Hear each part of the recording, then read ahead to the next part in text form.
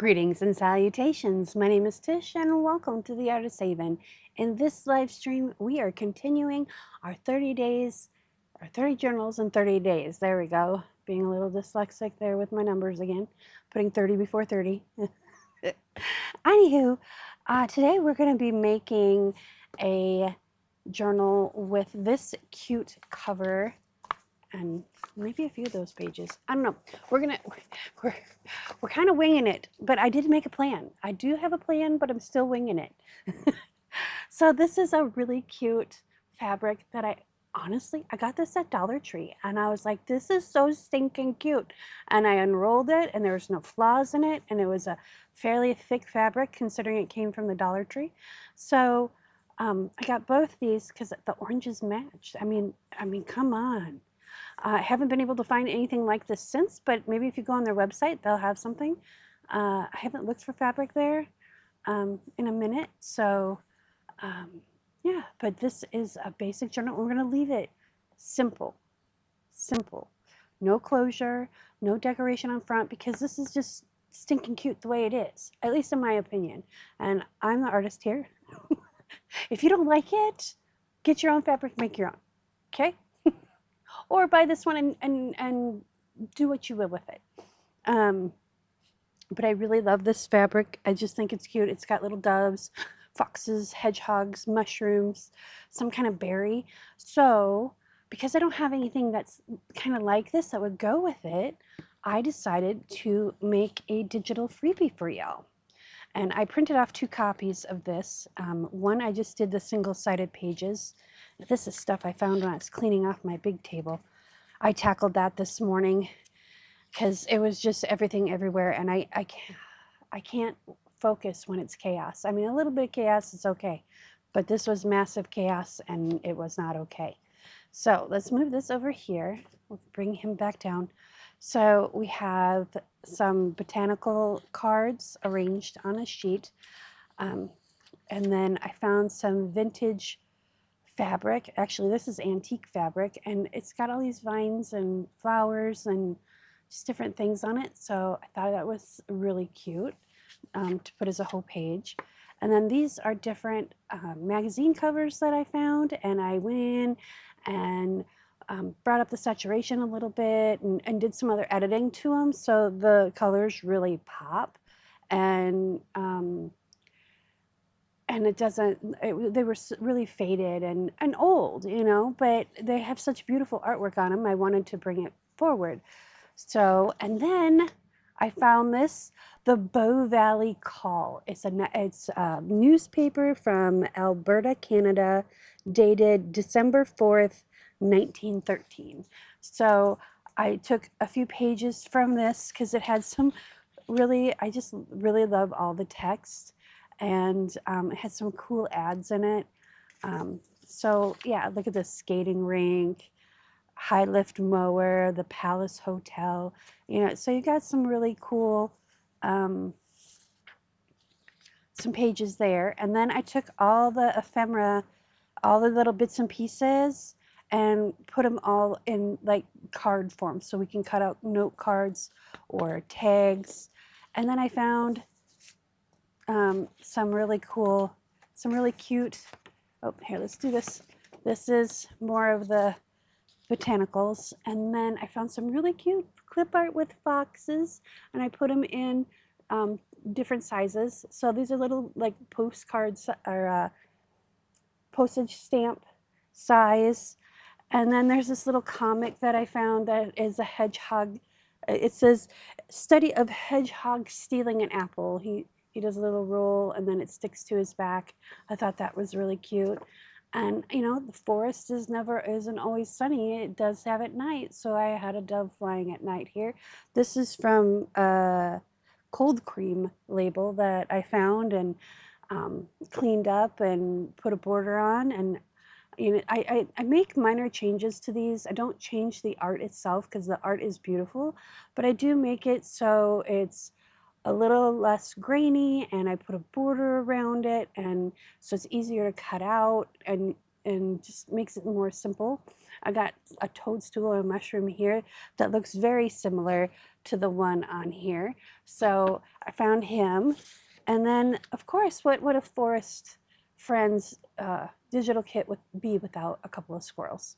And a squirrel hanging out with bird and more mushrooms. I love this mushroom. That's why I have it small and I have it big, because I love, love, love, love that mushroom picture. Just, I love it. And it's red. So yeah. And then, so the freebie is 4 ephemera pages like this, and then 6 single-sided pages like this. But if you're talented, which I'm not really talented some days, so those are all those. I'm going to put these to the side. We're going to keep these out. I printed them edge to edge, and I'm still trying to figure out how to do that, because I get it edge to edge perfectly, but the picture gets blown up, and I'm trying to figure out which button to click so that doesn't happen. But this is going to look really cute in our journal. We're going to do 2, I think we're going to do 2 signatures today. So yeah, so I also have to figure out, so this is heads up and this is heads down, which doesn't really matter when you tip it on its side, but I got to remember, I got to write a little post-it note or write it on tape, you know, head first, feet first kind of thing. So we got 2 copies of these, of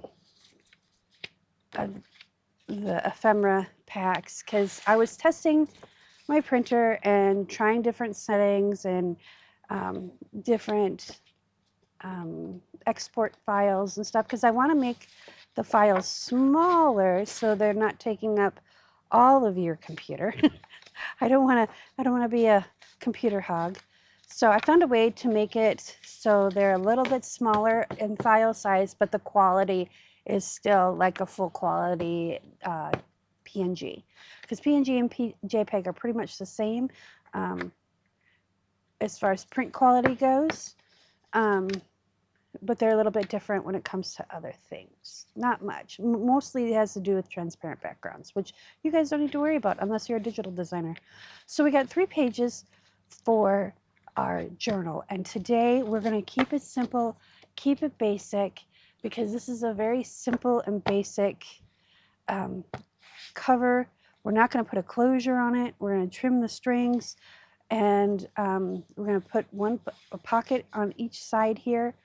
And then we're going to put we're going to do 4 holes, and we're going to do some eyelets in those holes. And then I have this, this is 2mm stretch elastic like you use for making jewelry. I'm going to go ahead and use this to bind it with, and then maybe we'll tie them together here and put a charm, maybe tie them together at the top and maybe put a charm on it. And that's it. We're keeping it really simple today, just because we've been working so hard at all the other journals. I mean, the one journal was 7 hours of a live stream, and I didn't intend for that to happen, but I got carried away in the moment, and next thing I know, first I looked, it was like 2 hours. I'm like, oh, okay, I'll be done in an hour. Yeah, you need to rethink that, Tish. Okay, so we trimmed that up. And I'm going to grab my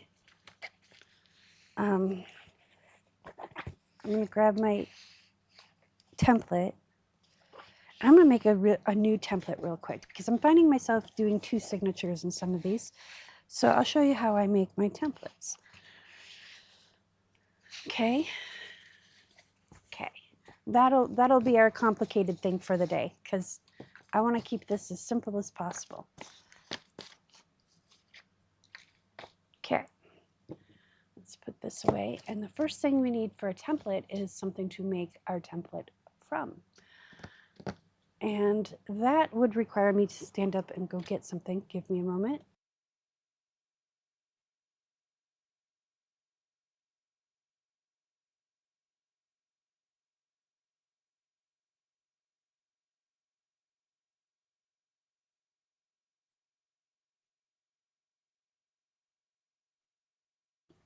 Okay, now this is my scrap box. It's an old Shiner box box. Box. That one's too short. Okay, these are all going to be too short, so we're going to have to get one of these guys, I think. Yep, this will work perfect. I like to keep these. You know what? We're going to think about our pocket, too. I wonder, maybe we can use this instead. Is this an inch wide? I cleaned my desk. I cleaned about a third of my desk. And that is a little more than an inch and a half. Groovy. We'll use this one.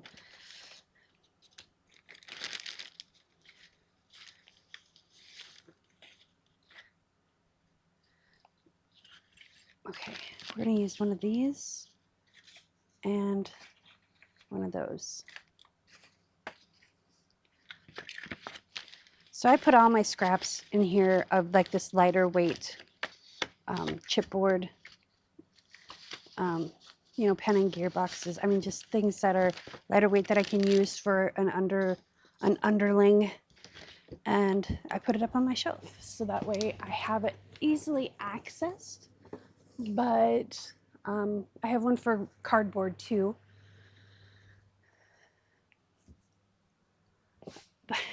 This portion of my desk looks like it's going to fall at any minute. And then there's this side over here that I just kind of threw everything over there, all my punches and everything. So that way I can come back to it and clean it up. All right, let's grab Mr. Let's see. Let's use this cutter because this seems to cut straighter when I'm cutting heavier things. So I'm bringing out Fanny. And I thought maybe we could use these things inside there too. We'll see. Maybe one of those little notebooks to put in there. So we're going to cut this. We're going to cut a strip at, we should be able to do two 9-inch strips. And my coffee, I put, what's it called? I had to take just a tiny sip there. Golly, now I can't think of it. Sweetened condensed milk in my, and I make coffee with chicory and then put sweetened condensed milk and then I refrigerate it. I ice it. And usually it doesn't give me that weird mouth thing that you get when you drink milk. But this morning it really is, and I don't understand. All right, so we're gonna square this up and we're gonna make it 1.5 inches because that's how big our spine is. And I'm cutting 2 of them. I'm not gonna do anything too, I'm not gonna glue them together just yet. Okay, we need to go to 4. Or between 3 and 4 centimeters. Yeah, because that's the half mark. Okay. And then I'm gonna make sure they're the same size before we go any further, and they are almost exactly the same size. They're like literally, I don't even know what's smaller than a millimeter, like 1/100th of a millimeter off. I mean, that's how close they are. So the other thing I did today is I made room for all of my stuff, but then I realized I need to put in another shelf of crates. So that's what I'm going to work on today. And then I'm going to shift kind of everything over and move my computer over and then hopefully get that all set up before our Wednesday night live stream. Okay. So for the first piece, I'm going to leave this piece over here. That way I'm not, if I mess this up, I can flip it over and then I can just glue the 2 together and I won't confuse myself later. So there is a reason why I do things the way I do things. So, okay. Let's see, things are falling over. So you can see from this template that I have a lot of lines. And the reason why I do it that way, so let's see here. I need another cup. I need a little cup for my stamps, because my stamps are at the bottom of that cup. I'll find one later. But he would tipped over, and I don't want him to be tipped over. Okay, so we need a Sharpie, a fine point Sharpie. This is the ultra fine point, or a ballpoint pen will work too, or a pencil will work too if you have a really sharp point on your pencil. So you can use this. You can use something like this. Or a pencil. None of my pencils have a sharp point. Okay, here we go. They're all, I use pencils a lot, and then I stick them in my ponytail. So you can use any of these that you wish, just something that's going to mark a fine line. So we're going to come down. I'm going to come down 3/4 of an inch. Okay, and then I'm just going to use the squareness of my ruler, and I'm just going to take and make a faint line here. Okay, and then I'm going to flip it around and do the same thing here, come up 3/4 of an inch. You can do an inch, you can do a 1/2 inch. I like 3/4 for a spine that's 9 inches. A spine 9 inches tall. Anything over 9, I'll go up to an inch. If it's a 4-inch spine, I'm only going to go 1/2 inch. So you just kind of want to judge that. Now, this is where our first row of holes will be. Okay. And then we're going to find the middle between each line. So it does require a few math skills. So we're going to do this. Let's get this out of the way.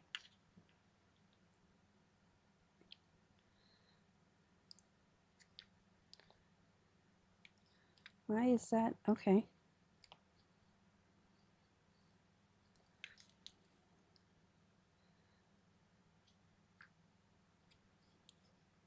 Okay, there we go.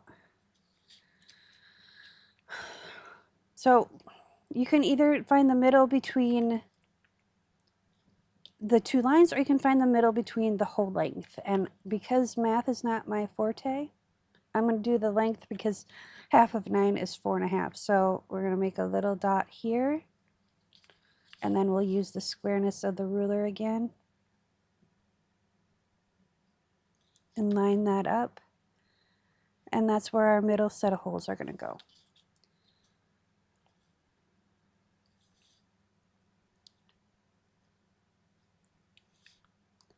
And I wish I could find more of these rulers that are like this, that the end is the end of the inch. Like that starts there. The other metal rulers I have come in like 1/8 of an inch. So it makes it all screwy for my brain. Okay, give me one moment. I need to get a good drink of water.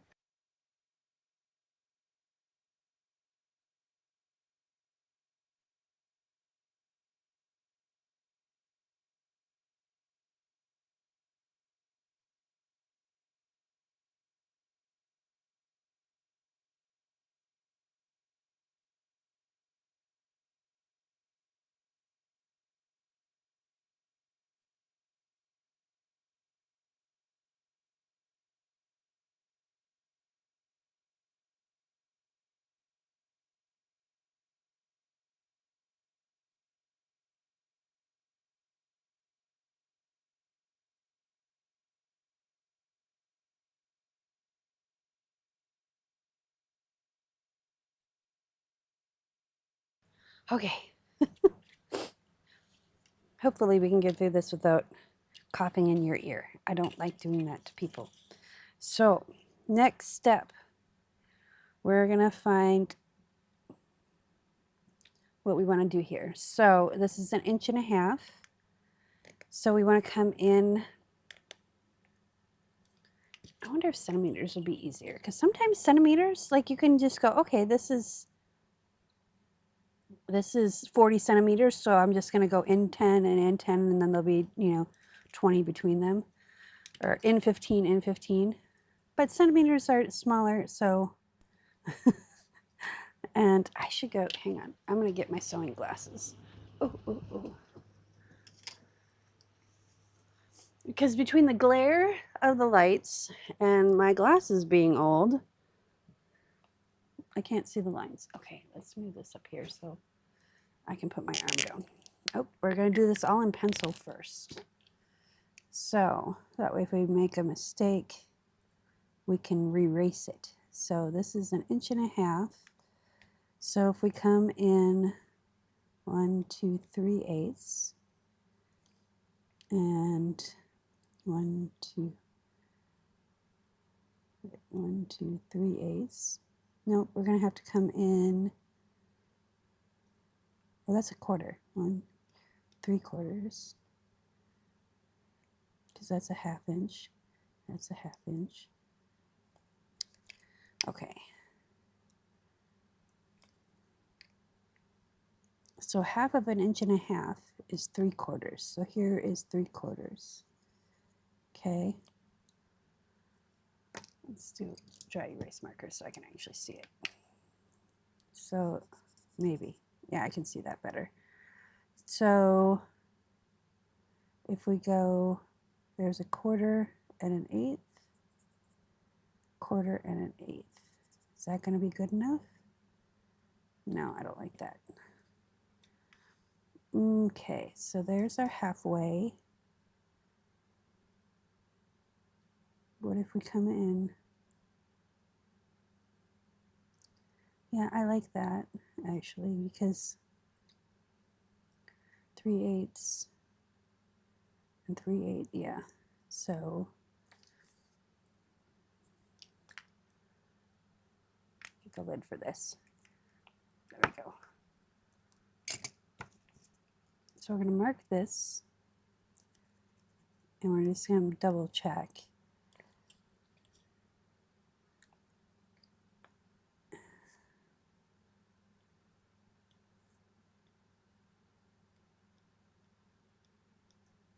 It's still kind of wide apart. Let's go in 1/8. There, I like that better. Okay, that doesn't have any eraser on it.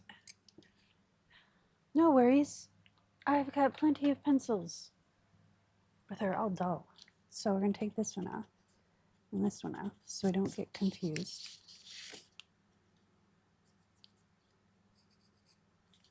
Okay. And then we're going to keep it going the same direction. We're actually going to label this top. That way when we get done, we have it. So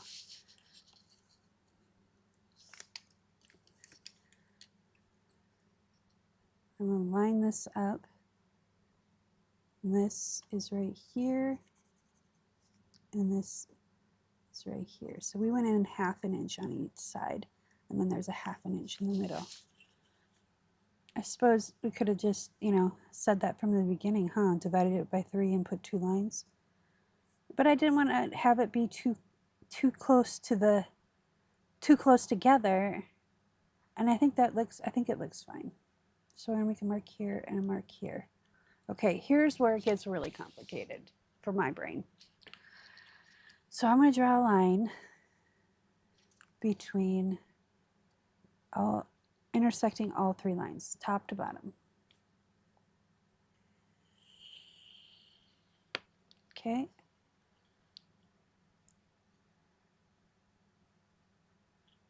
Give room for my lead, top to bottom. Okay. Now, here's where the fun begins. Do I have a pencil sharpener somewhere? I thought I did. Not anywhere handy. Thought maybe I had one in this drawer. I'll have to find it because these pencils need some love. Okay, so I'm going to use this middle line And because we are doing, and I use the other, because these little lines make my brain go all wonkerdoodle. So I just usually use the middle of the ruler. So because we're going to be making 1/8 or 3/16 inch holes, we want to come in with a very, very fine point pencil or pen. And we are going to make, let's do in the middle, and then we'll do it at the top and bottom so they all align perfectly. So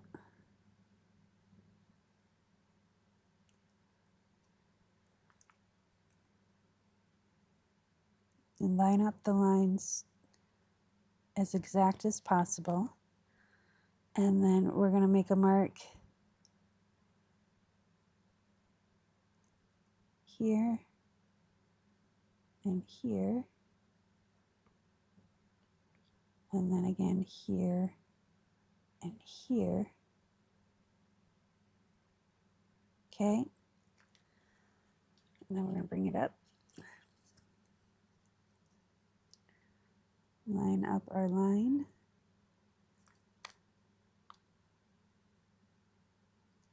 So when we're punching our holes,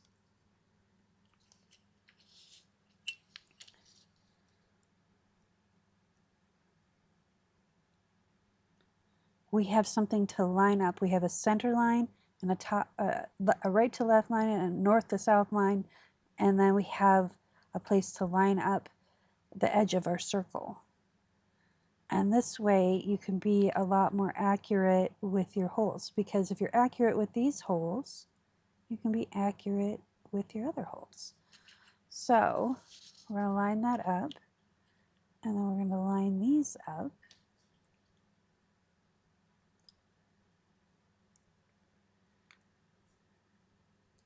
And I'm going to do this in fine point Sharpie. Okay. Oh, there must have been something underneath there. There we go.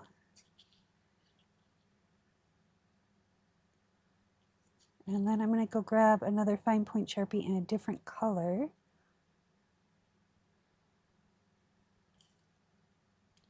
So when I line these up, I'm lining it up at the bottom of the mark. That way when I make my mark with my Sharpie, it's compensating for that line. It'll go right through it. Okay. And I'm going to flip this around.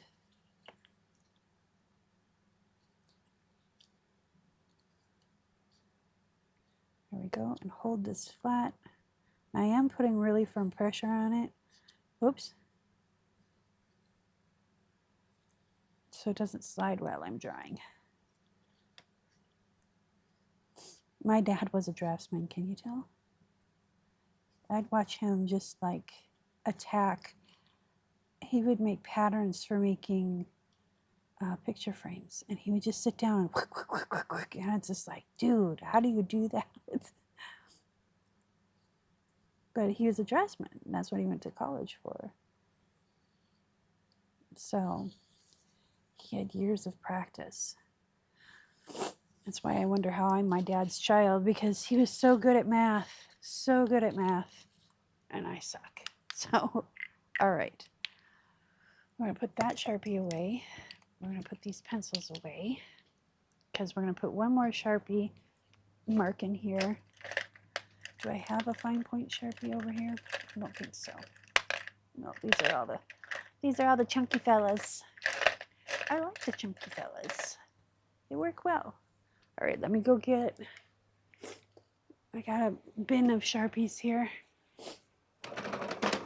Let me see if I can find a color that will be different. But I need a fine point one. There we go. We'll use pink. I don't use pink for hardly anything, so might as well use it up, right? Right.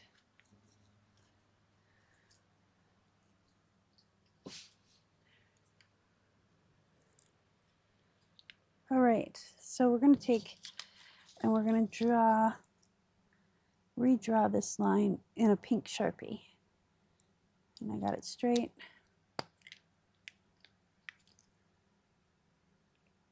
So that way, actually let's do it this way because that way I can make sure that it's straight. Or straighter than me just fandangling it. It is noon. It's telling me to eat some lunch. It's 12 p.m. Have you eaten? See? It's 12:01 p.m. My phone cares about me. It wants to make sure that I eat. All right. Shut that off. And I did have a snack earlier, so we're good. I'm not a morning person eater. I'm not a breakfast person. Like, I'll have breakfast for supper. I'll do that all week long. Love breakfast food. When I first wake up in the morning, I think it's a residual from having as many kids as I did. My morning sickness would kick in, and now it's like haunting me still. Maybe, I don't know. I've always been that way, even when I was a little girl. But of course, my parents forced me to eat something. Half of it went to the dog. Okay, now we're going to put top. Okay. Now comes the fun part. We're not going to glue this down to this just yet. You're going to see what we're going to do. Because this way, if we mess it up, we can flip it over once we punch it in the right spot. Okay, we're going to do 3/16 hole because that seems to work best. Let me get my rubber mallet out. I don't have the hand strength to push this button anymore. There we go. Rubber mallet works. Make sure it's going to work. So, put that away. So here comes the fun part. Lining up your holes.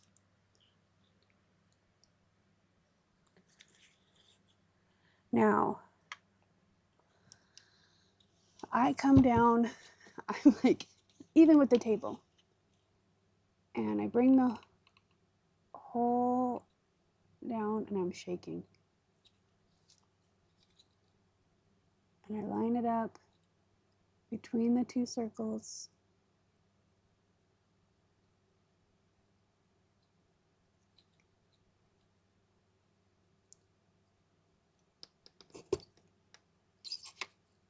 There we go. We'll do that again. Line it up. The 2 points. The line goes through the center. And we've got the 2 holes. That's pretty accurate. As long as, see, my problem is I shake. Okay, so we squeeze it down, get it lined up. Don't push it all the way. Now, if you have just a hand punch, this is the other reason why I got in the habit of doing it. I didn't have this crocodile big bite until a few years ago. And so I'd have to do this by hand with a hand punch. So I'd do one layer and then I'd glue it a layer on, then punch it, glue another layer on, then punch it.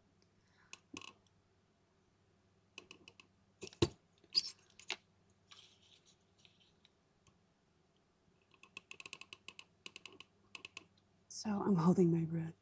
If I get the hiccups, please excuse me, because I'm not breathing properly. That one's a little bit off, which is fine. I can handle a little bit off. There we go. So, let's see, let's get a white piece of paper so you can see the holes. That, my friends, is how I make a template. Now, I'm going to use this template. Now, if you want to just keep it one layer of the heavier cardstock, you can. I am going to glue this together. Yes, I'm going to glue this together because we just spent all that time making this. I want it to last a little while. And you can double check your holes.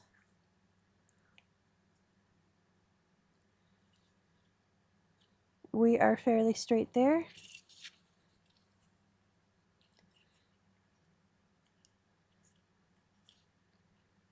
And we are straight there. So I'm not sure I like them that close together, but I didn't like them that far apart either. And okay, I gotta take these glasses off. Whew. Those are super, super duper magnetic. Or not magnetic, magnifying. There we go. Words are hard. I have this vocabulary and now all the words come to my brain except for the one I want. It's like, why? Why are you doing this to me, brain? Oh, that's right, perimenopause. There you go. The thing that doesn't exist.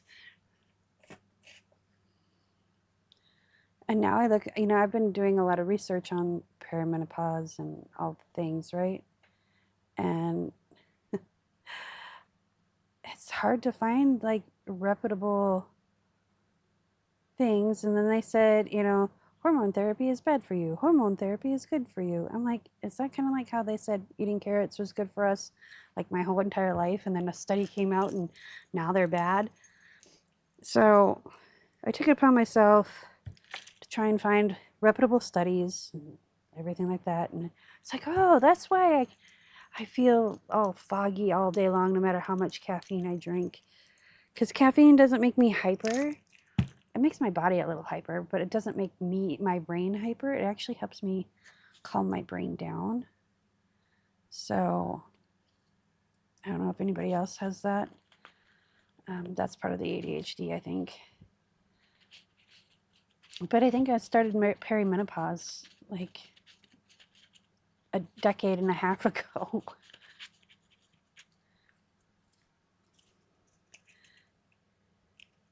Okay, so, well, we're committed. It's just a little bit off, but that's okay. It'll still be fine. We're not going to even try and cut it. We're just going to punch our holes again. Let's get the brayer out too and make sure this is really well laid out. If I can find it. I know it's in this pile somewhere. Here it is. Okay.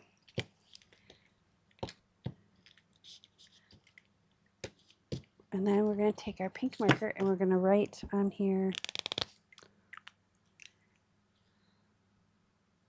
2 hole. And then we'll do 9 by 1.5 inches. There we go. All right.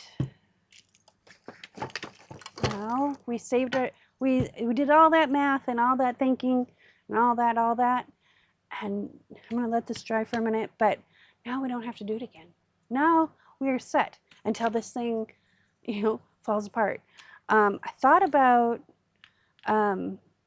making templates on the computer, but then I'm afraid that if I shared them with if I shared them with y'all, it would print out different on your printer. Let me know in the comments, in the chat, wherever, if this is something you would like me to do, because I can do it more precisely on the computer in Affinity or something. I'm going to get a drink of water, then we're going to punch these.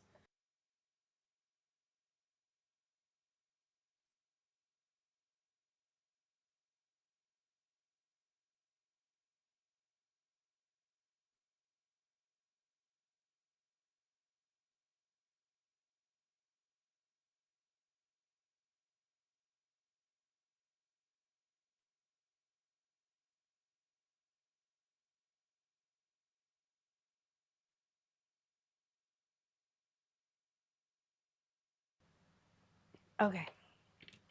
Making sure my camera is doing what it's supposed to do. Okay, so we're going to line this up and repunch it. Come on, baby. There you go. This one's easier because you just have to line it up with the hole.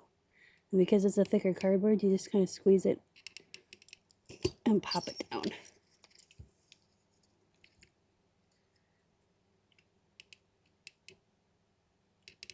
And if you did make a mistake where you were just slightly off, like, and it was really, really noticeable, you can glue the second piece on.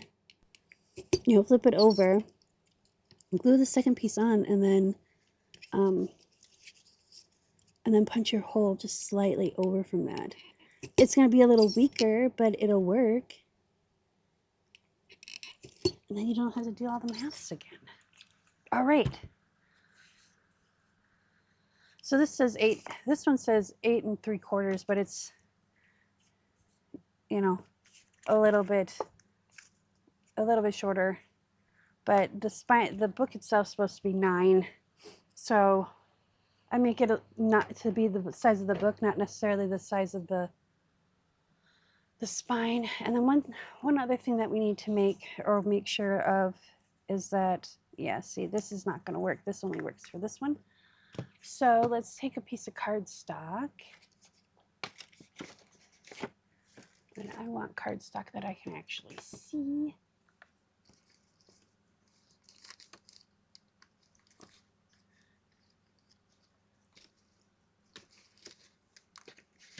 Here we go.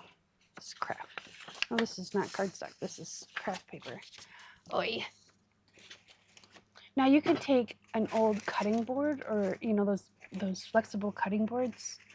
You could take one of those and cut that up.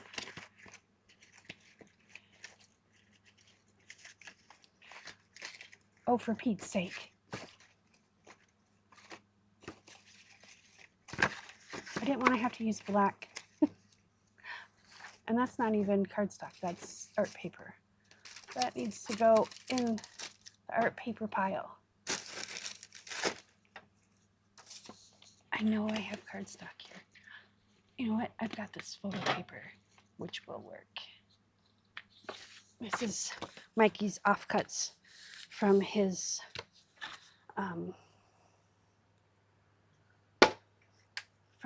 astrophotography prints. So if you're into astrophotography, I know an astrophotographer that takes some photos right in our backyard. So, and they're brilliant. They're absolutely bleeping brilliant. So let's cut this at 9. Actually, let's do it this way because I know that edge is straight. Cut this at 9. And then we're just going to square this off.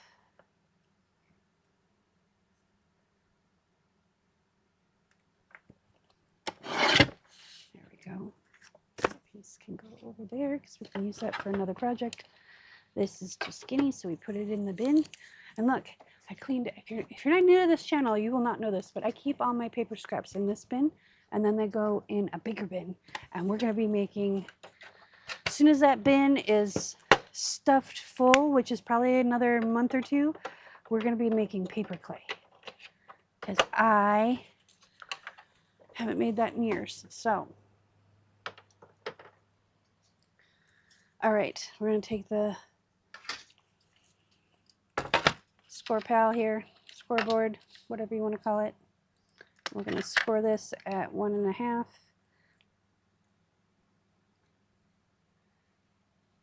There we go. And I think this is, I want to say this is like 200 GSM paper. Or 250. Okay. And we're going to line this up like that. And we're going to take this and we're going to line this up with that middle line.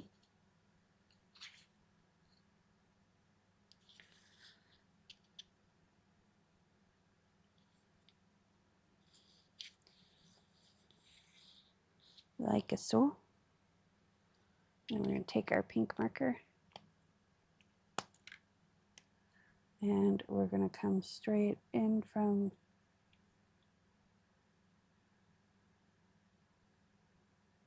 our line here, or as close to it as we can.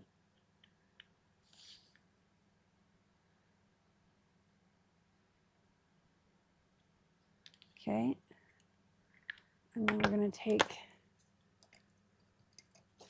our black Sharpie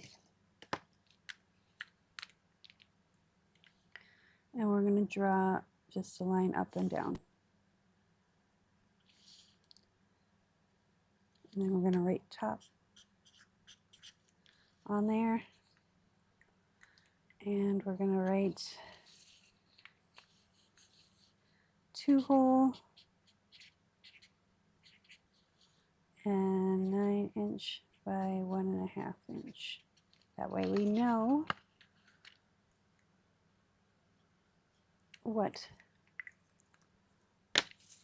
we need, what template this goes to. And then we'll grab our crocodile again. We're going to make this holes a little smaller because the only thing that's going to come through here is our, oops, that's not, don't make me get the mallet out again, sir. Okay, there we go. Because the only thing that's going to go through this hole is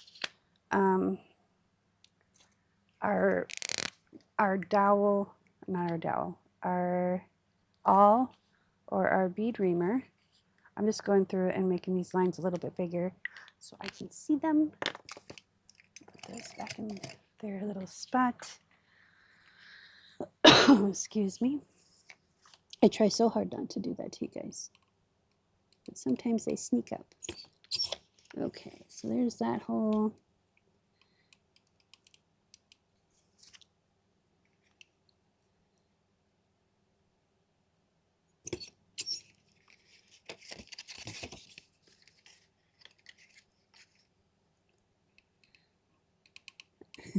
I just thought maybe we should invent a light that goes underneath here, because I have 2 lights and then the overhead lights, and there's a shadow underneath there, so I can't see what I'm doing.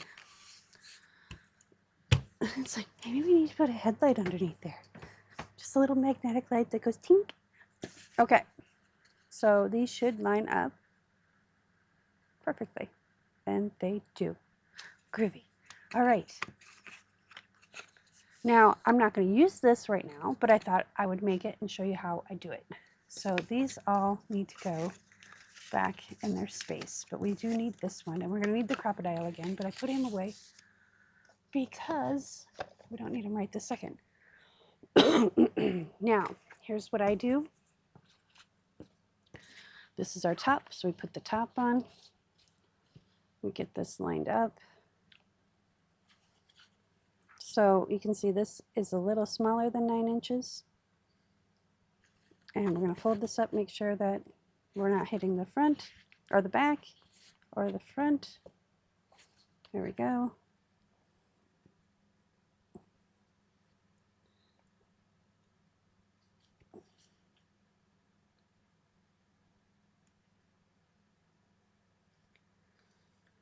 Again, we look good.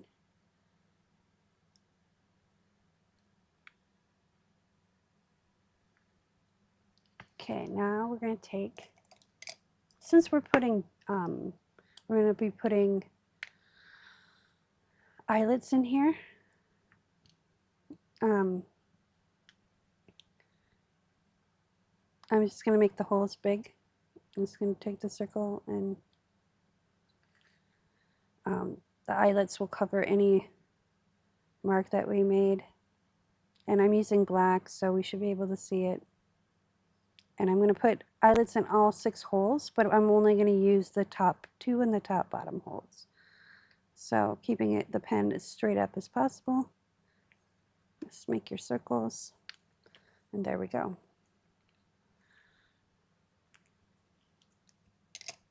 Okay, now let's see what we have for eyelets. This is the other reason why I came up with this idea, is because I found my eyelets. I haven't been able to find them for like the last 2 weeks. And I'm like, where did they go? I know they're here.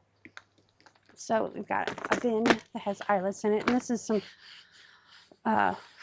paper tape that I put on here temporarily, because that was 3 years ago. So now it won't come up. Okay, so what do we want to do here? Let's move this out of the way. You know what we're missing? We're missing some music. Give me a moment. Let's put the music on.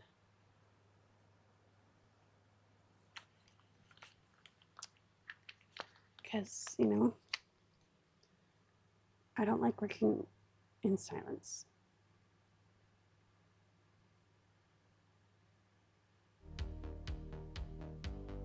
Okay. We can turn that down just a smidge.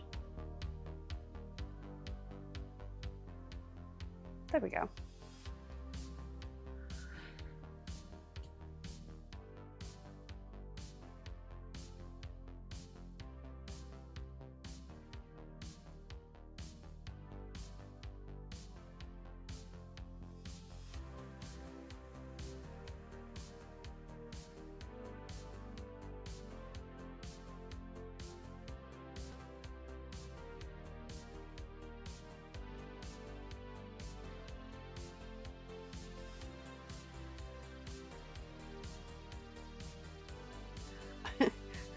I thought that water cup, this is my water cup that I put water in normally, but I thought it was full and I'm like, oh no, that can't be on the table, and then I lifted it up, oh, it's empty. Okay.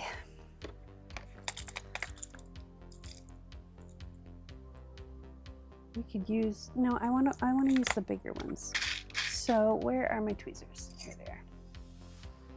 So let's see if we have enough red.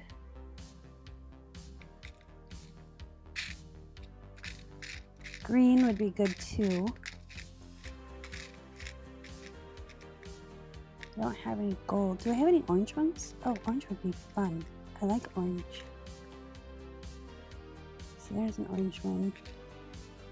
There's another orange one. I have a feeling we're gonna hit all our orange. We're gonna hit our orange goal. So maybe we'll do the orange instead of the red. Now when I'm pulling these out, I always grab 7. It keeps Murphy in his closet where he belongs.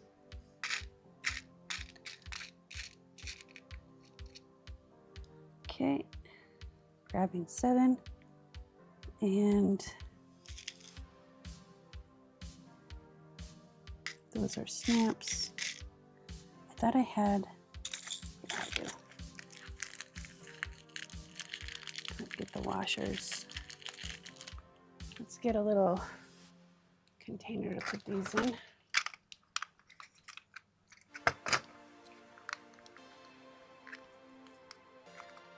Oh, come on now. There we go. Okay.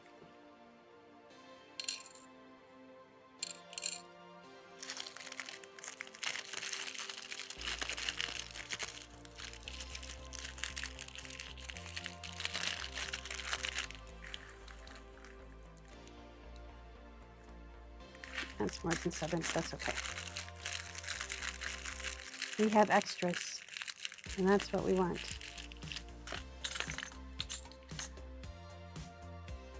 Okay, move these guys over, put these right here. Oops, see, this is why we get more, because they like to run away.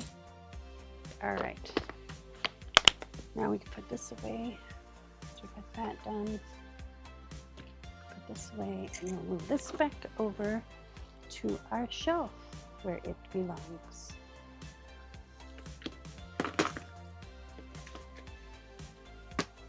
Okay, now we can close this so we don't spill it. And we're going to take our punch here and we're going to move it up to 3/16 maybe. Again, hand strength, not what it used to be.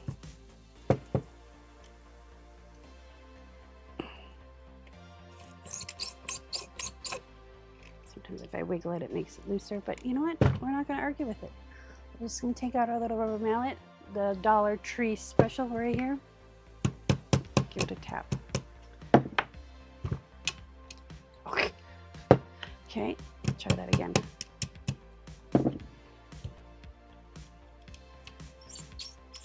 Okay, and I'm just tapping on it. I'm not wailing on it.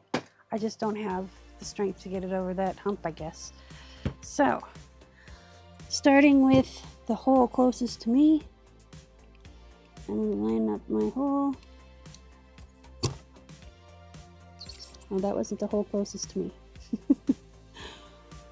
Okay, So now I just come down a little further so I can kind of see that hole and make sure that we're mostly lined up. And we are.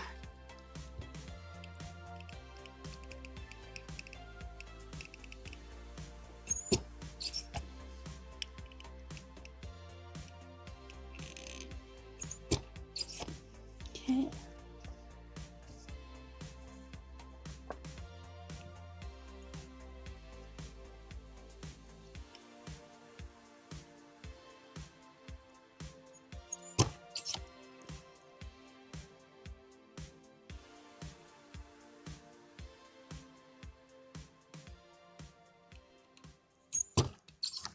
Go.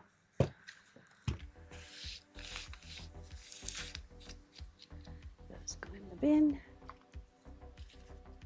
And then move that all the way up.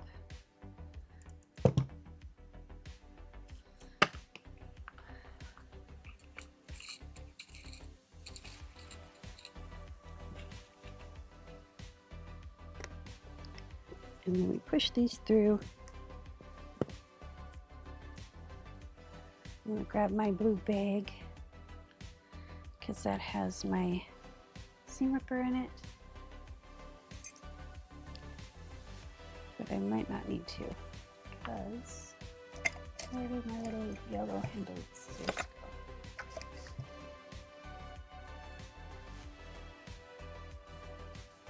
go? I'll have to use the big guys. There we go. Okay.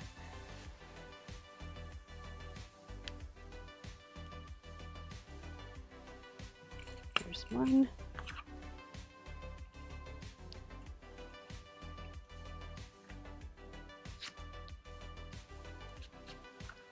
I use the seam ripper point to push the fabric down.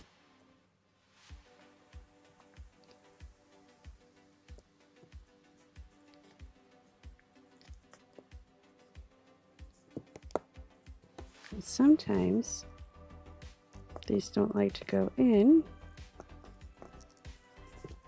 And I'll take the seam ripper and use the little angle point and kind of squish it. These are cooperating today, so far. I don't want to push my luck here. Okay. I need to find, what did I do with that little scissors? Did I put them in my blue bag? Okay, this is a cash bag that I got at a garage sale from University Bank. People make the difference. It's got this nice metal zipper, and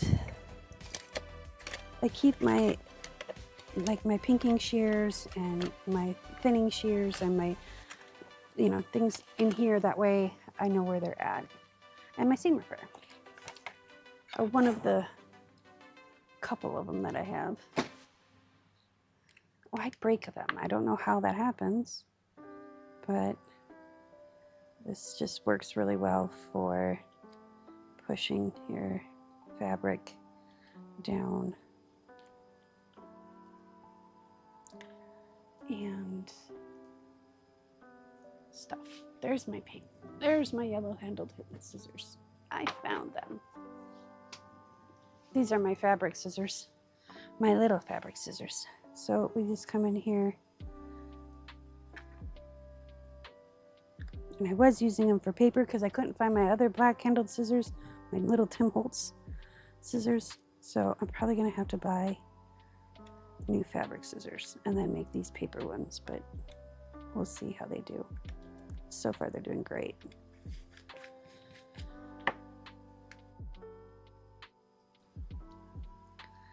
All right, now, like I said, I use this to push the fabric down and around. Okay, and then I take the washer and I put just a touch of glue on it, like literally a drop or two.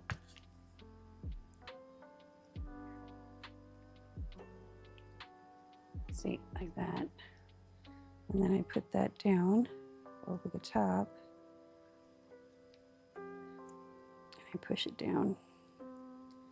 So that way when I flip it over, it's less likely to fall off.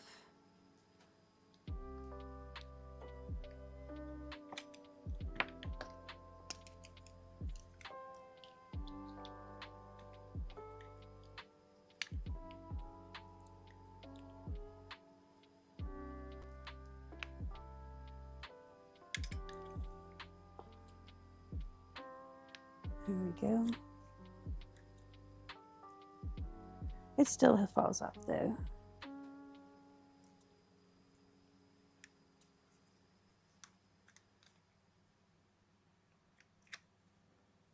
Okay. Again.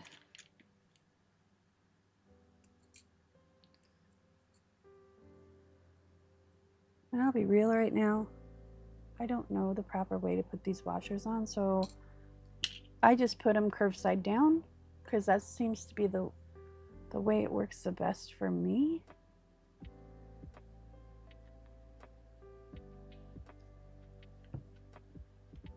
I don't know if that's proper or not, but if you are familiar with this channel, I don't exactly follow the rules all the time, because why are there rules? I have a few rules, like when I'm doing furniture and things like that, because you have to make sure that your paint is, or your primer, you need to sand and prep your surface really no matter what you're doing. So that's one rule, because you want the paint to last, especially on furniture. Artwork is one thing, it doesn't get handled, but anything that's going to get handled, touched, you want to make sure that it's going to stay there. All right, let's get these guys trimmed up. It's easier to do this before you put the thing through, but I couldn't find my good scissors. But I found them now, so we're good. Let's do these while we got it going here. There we go. So this journal can be not just a journal, but you can do you can make it into a book cover. Now I'm doing the 3 holes and only using only using 2, because that way if they want to take those signatures out and put something else in, they have the 3 holes to do a 3-hole signature if they want. And it's just me kind of planning ahead. Okay, so I'm going to lay this down because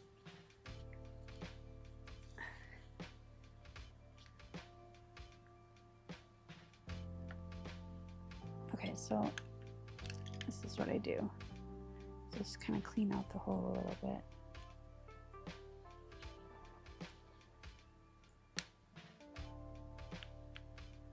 Because sometimes it's just a thread that's keeping you, like a thread that didn't get quite cut. There we go, see? Presto changeo. Let's do the same thing, just make sure. Clean out the hole there.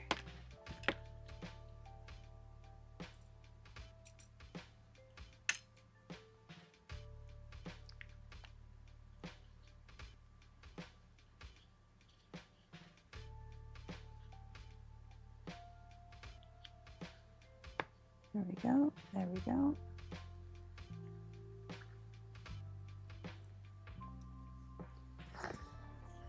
Flip it back over.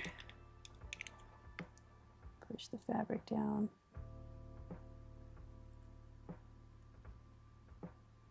We don't have as much fabric as we did on the first one because we snipped a lot of that and cleaned it up. But there's one thread here that just wants to be obtuse, so we're gonna get him out of our way. Ha, see? Doesn't pay to be obtuse.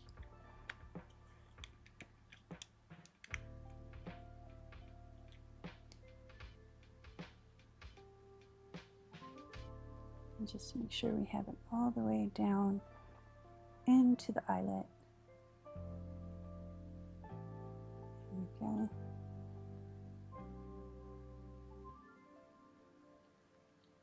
And then we're going to grab washer.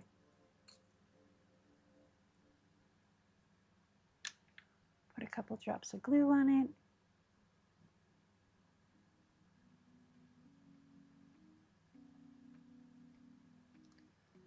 Try not to drop it.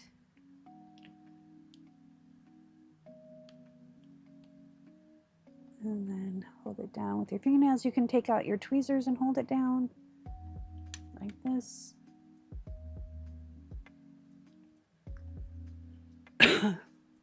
Excuse me.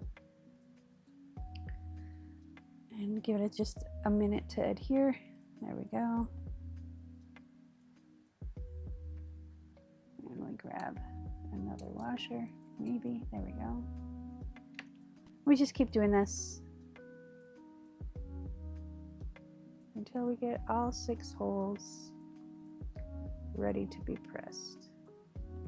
There we go.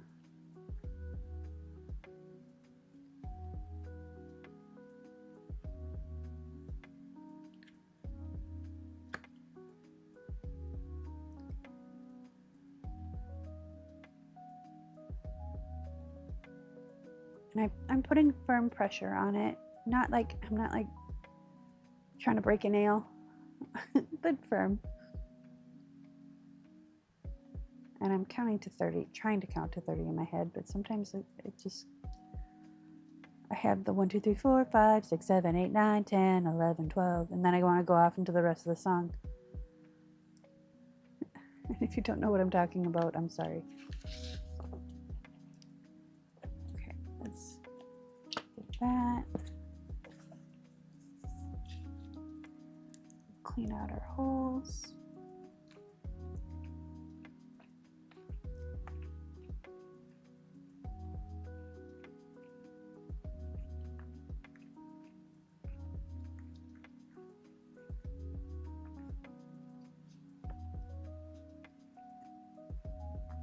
Okay.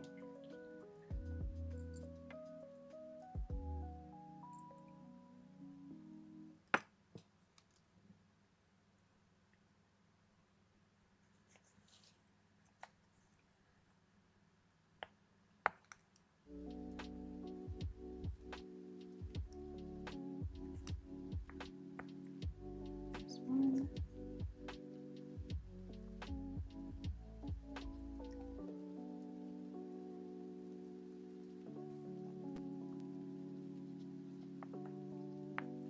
There's 2. Okay, flipped over.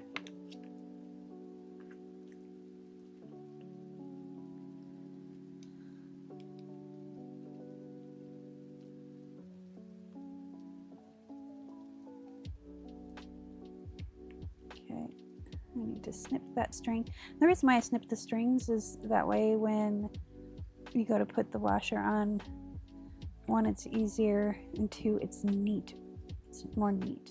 And I just remembered I don't have my printout of what I have to set the crocodile to. So I need to do a quick Google search, and or maybe I have the screenshot on my phone. I'll look. I printed it out. I know I have it on the office computer. I don't think I have it up here, which makes no sense. I'm highly illogical sometimes, but I have fun. So that's all that matters, right? Is to have fun. Oh, look at that. Okay, so we can close this up. We have 1 extra eyelet in there and a bunch of extra washers, which is, washers are fine because that way I don't have to deal with that shenanigans again. Okay. Put this down around the eyelet. I gotta let this dry anyway. Come on.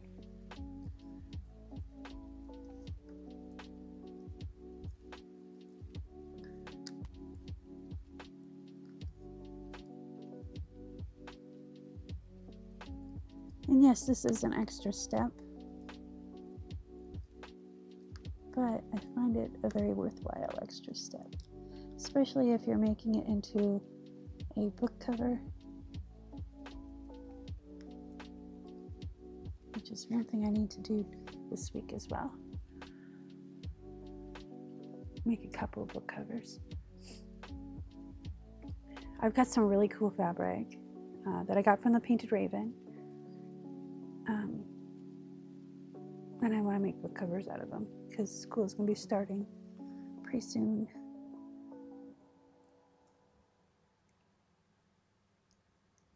And I have an idea to do kind of like a Trapper Keeper, but cooler. Maybe I say cooler because I didn't have a Trapper Keeper until they were like old school, old news, you know.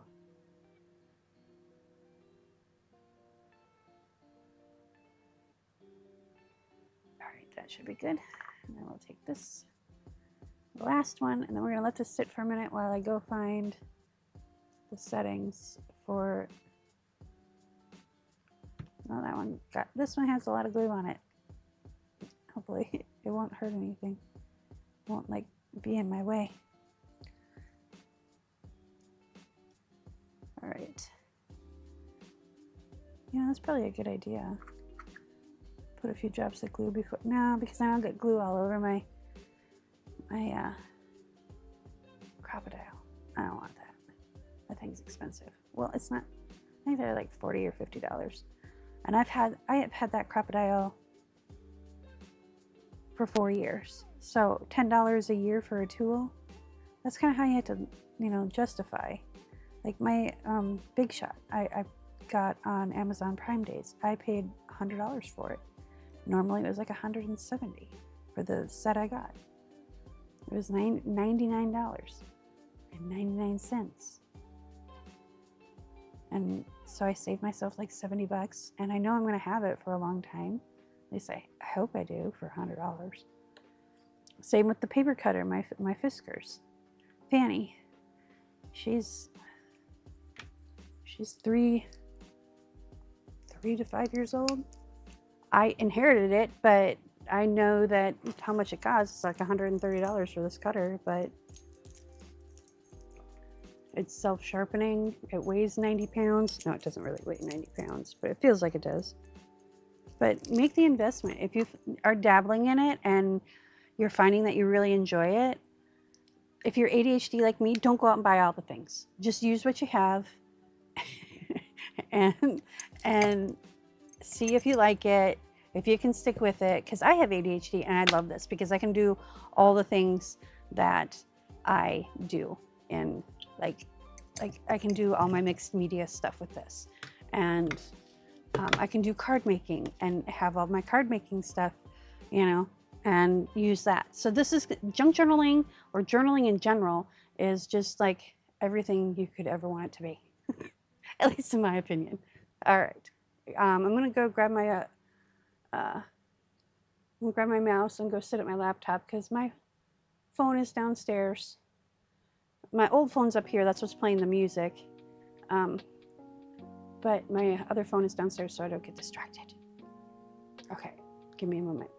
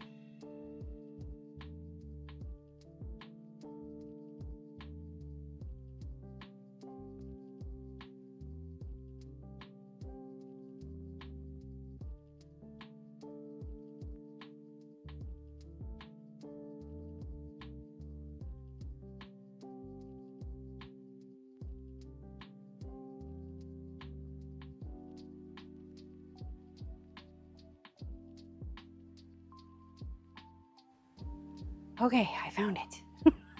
I gotta have it set for A2. So A2.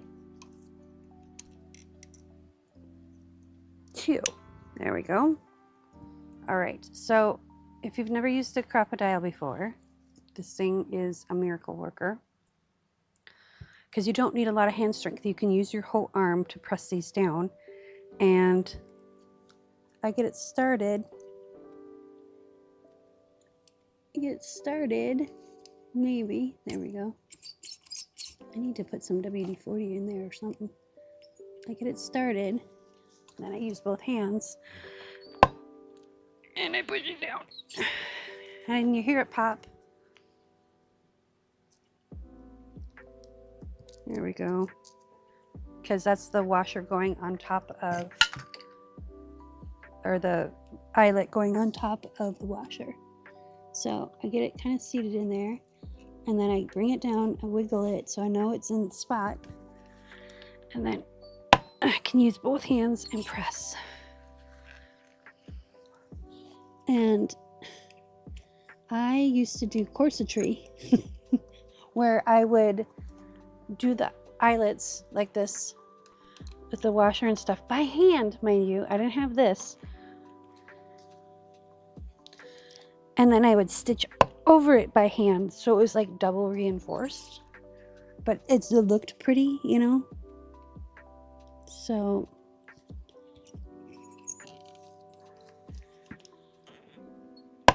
there we go. I need to print that thing out again. Let's make sure that these are all, yes, they look good.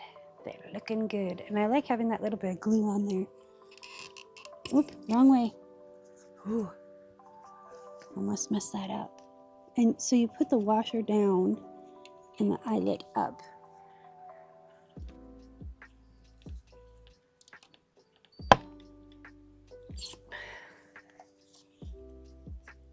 I know I have the PDF somewhere because I know I printed it out.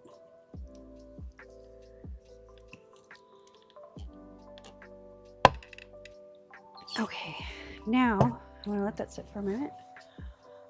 And so A1 is what we need. I'm going to go back over them with A1.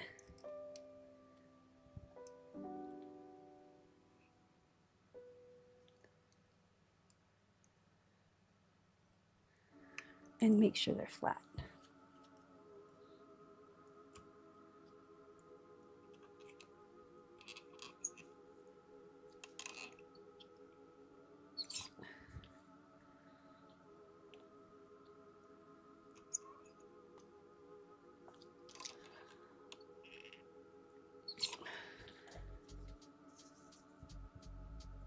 And that they're on there. Oh, see?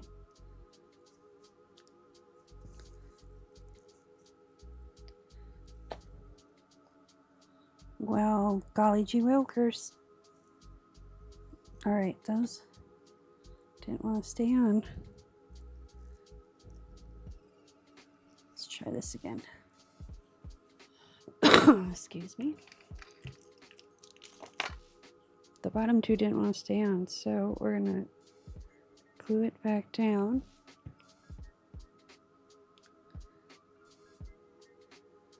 See, these are shorter. These colored ones are shorter than the ones I normally use.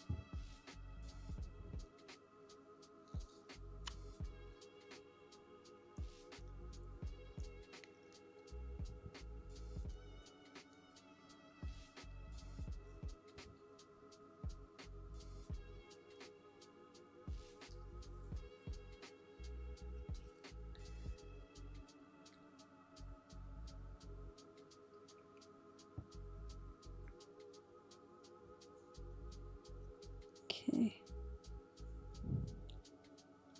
I might have to do these by hand.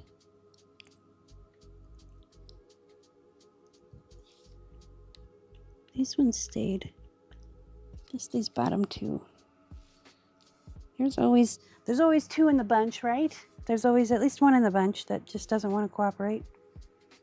Let's get the tweezers. Now this is 4 layers of stuff, so it's no wonder it doesn't want to stay. So that's why I usually go back over them with the A1 after hitting them with the A2 first. Because it's a little bit higher, I guess you'd say. So let's try this again. We're going to do this back at the 1, or back at the 2. And I do have a little bit of glue on here. Oops. Oh, wow. All right. Let's try this again.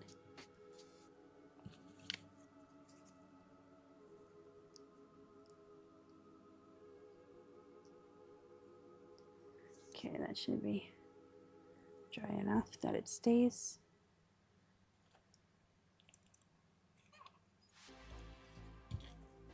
Okay, I'm going to stand up for this.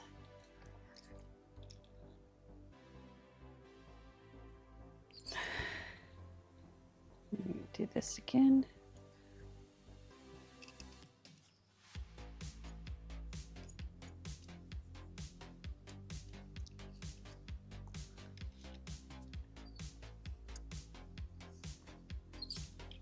Okay.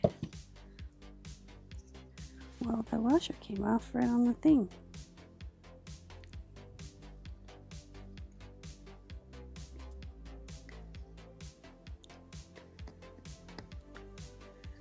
Well, golly gee willikers. Okay, so we're just gonna glue the washers on and let them dry. See how, just for aesthetic, because these ones are staying on. Oh no, that one isn't. That one is. Okay, we got 3 of the 6 that want to stay on. So we're just gonna put a little bit of glue on here.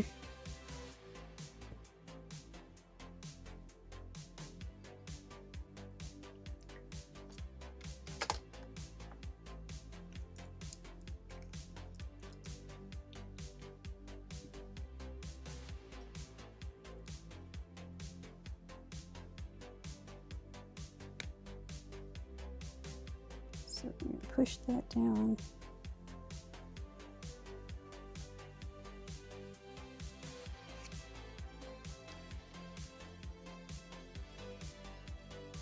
Well, there we go. Get it underneath. Maybe.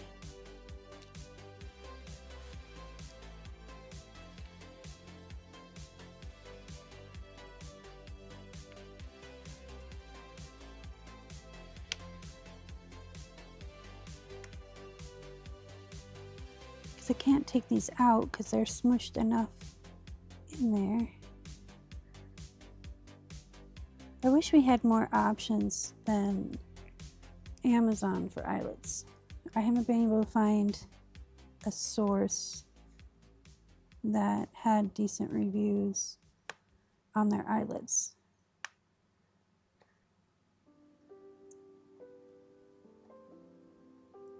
Because I like using the eyelets with washers until something like this happens. This is supposed to be fast and easy. Okay, where am I getting hung up on here? Okay.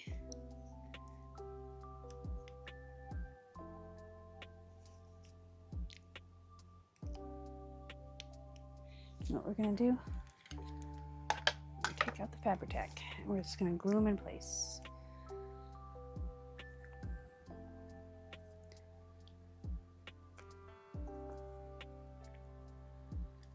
And then,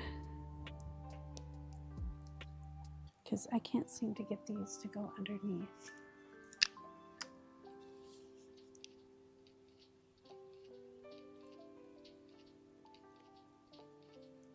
That's why, because there's it's already flipped over. Okay. Are these still in?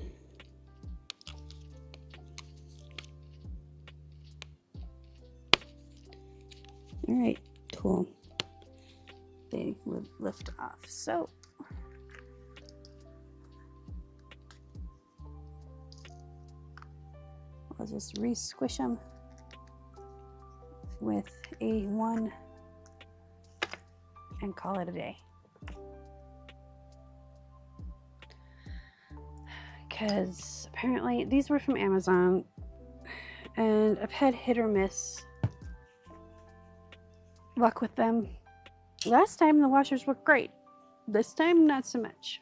So let's go back to, excuse me, A1.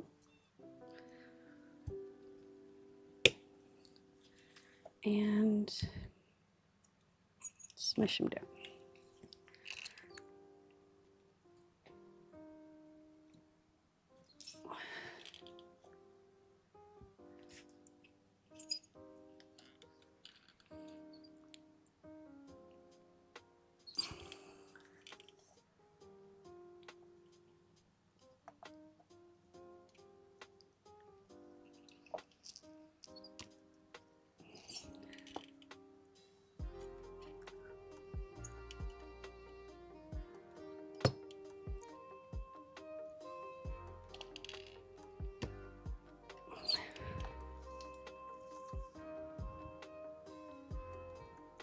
Yeah, this is gonna be much better.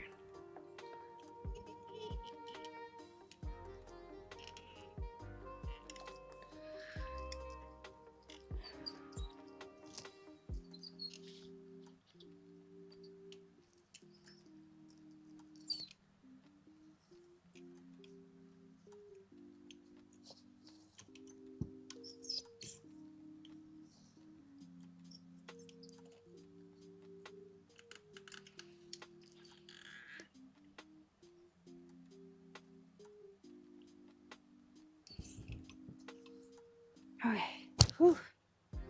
That was a workout. And they're glued in there because I put the glue on the washers, so it's all glued in there. We're good to go. Now let's get our signatures. I'm gonna let this just sit for a minute.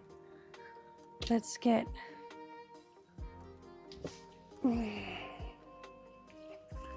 that took longer than it should have. And the top one got a little extra crunched, but that's okay. And I don't know if I like those two so close together, but it gives them room to put it in a third signature if they wish. So it works for me. Okay. I'm actually gonna let this, well, the glue it still feels a little cool. So let's take a measurement and see, put the crocodile away so we don't knock it off the table like we like to do, like I like to do. Give me one moment.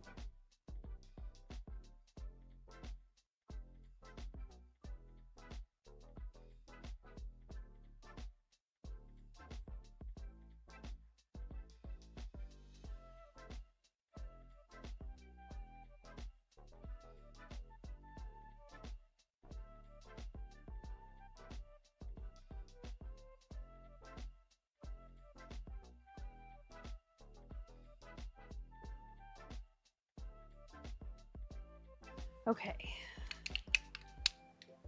so we're putting things away because that way we have it out of our way. Let's get this stuff out of our way. And I'm not going to throw these away because I have an idea for these. They're used, but they're not bent. So I might use them as a ring to like hold charms from. I don't know, we'll see. Okay. So let's, this is still cold. So let's get a measurement from here. The bottom of the ring to the top is 7 1/4. So we're gonna write that down. 7 1/4. And we're gonna put that back up there.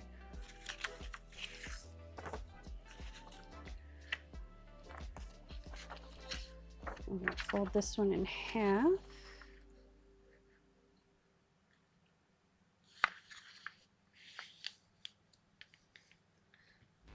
And we're going to get the decal cutter out, wherever that little guy went. There he is. I had to move him out of the way to get the other one. So I'm going to cut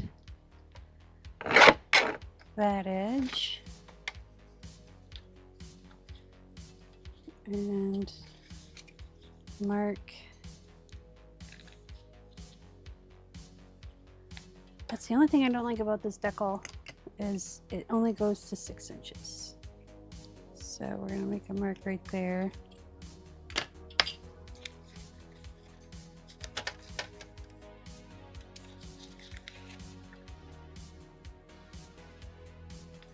Okay, there is one page.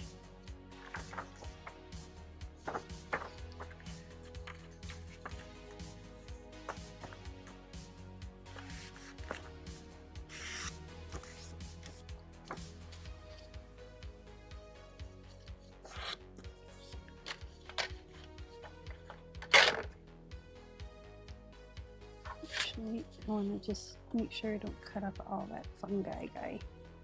I just want to make them deckly. There we go. I'll use this as a guide.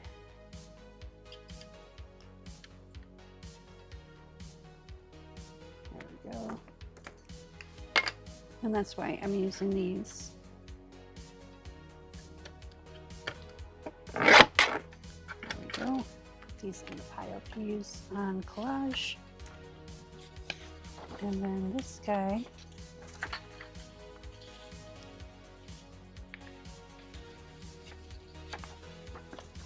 I'm going to fold in half this way.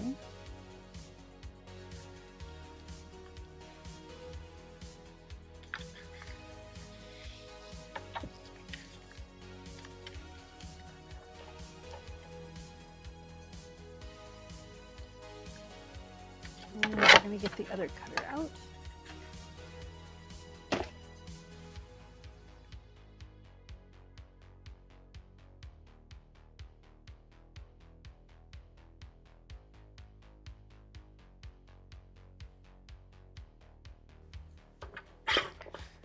And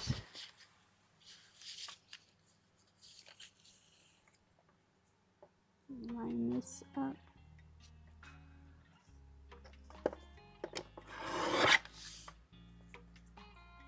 Okay, so 1, 2, 3,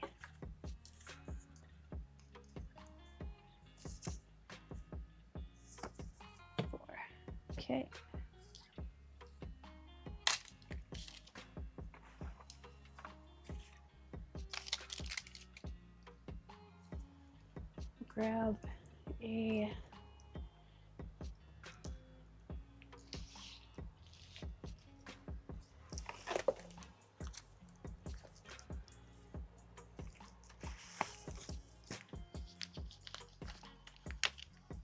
Grab a signature here.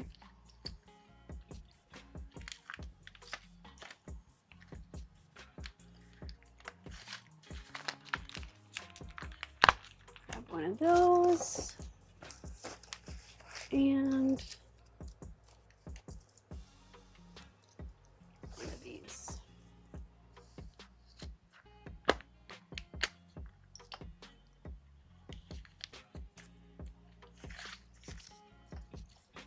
Now we have enough for 2 signatures. We'll put this to the side. Now we got 1, 2 here.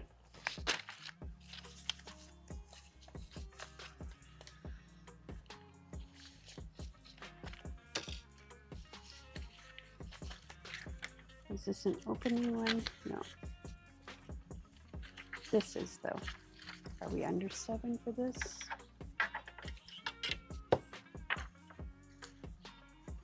No. So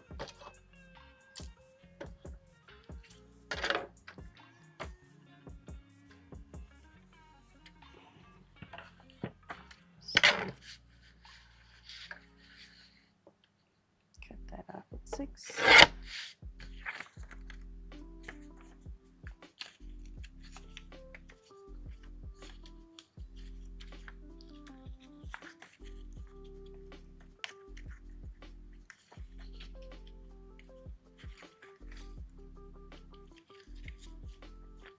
And put some washi tape on that.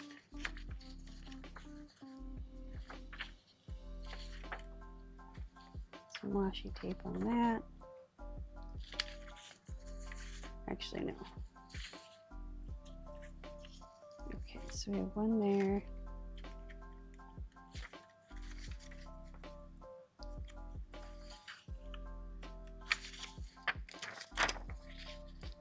So 1, 2.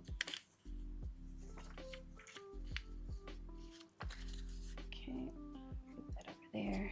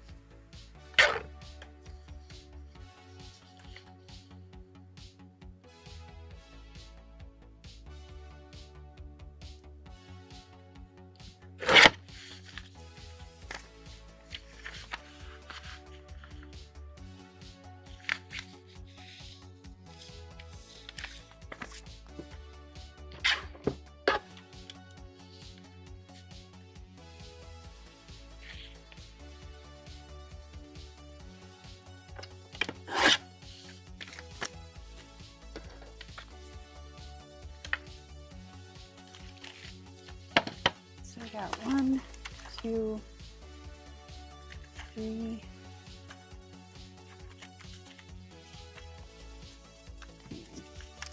One, 2, 3, 4, 5, 6, 7, 8.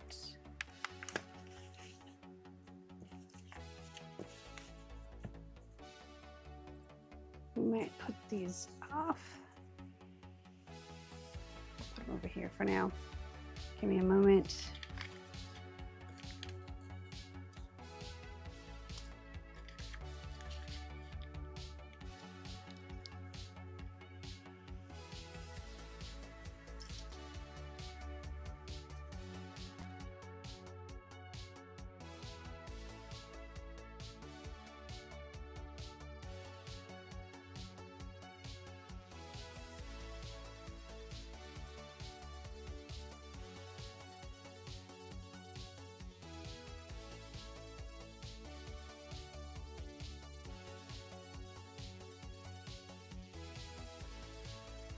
Okay, so let's fold this one this way.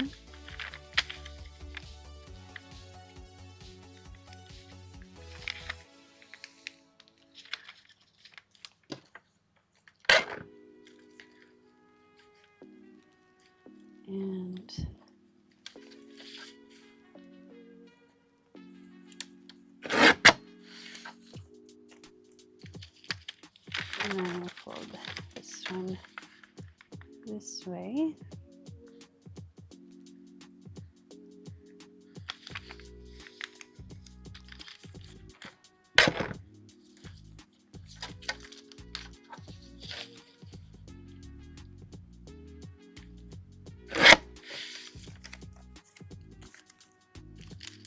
And then we'll fold this one this way.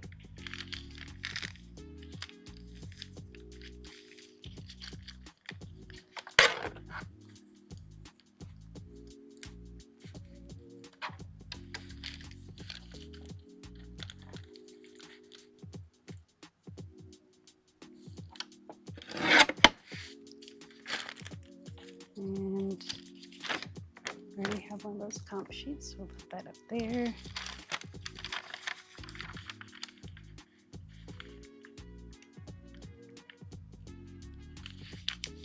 Make sure this is 7 1/4. Oops.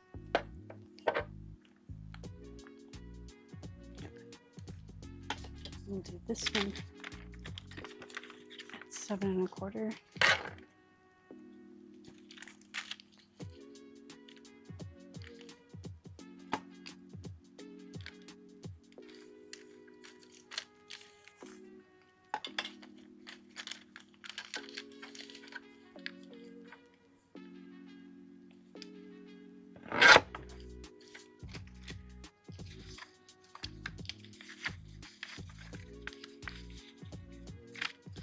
Okay, let's see what we got before we go through all those. 1, 2, 3, 4, 5, 6, 7, 8, 9, 10, 11. We need one more. Actually, that's 11. We need 2 more.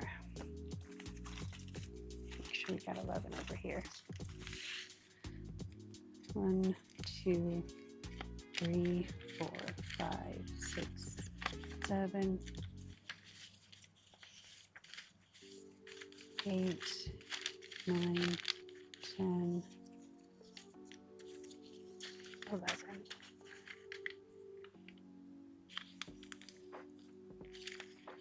Okay.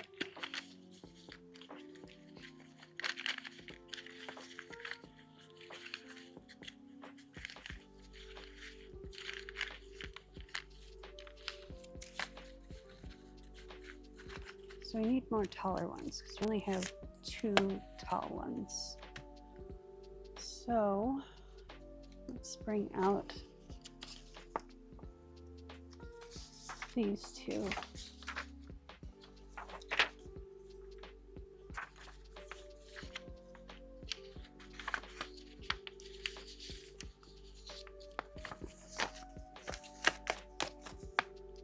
And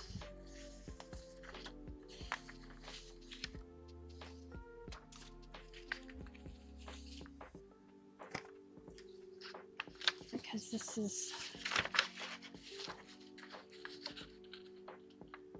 perfect, we can give this edge a decal, a small decal.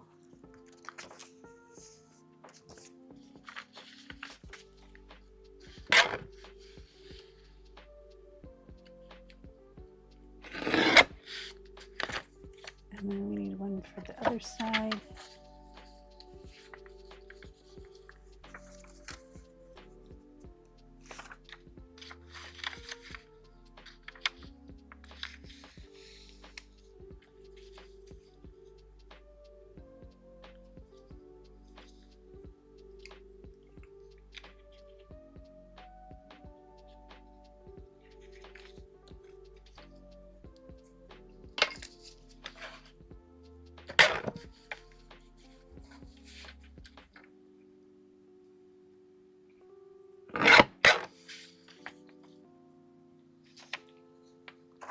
And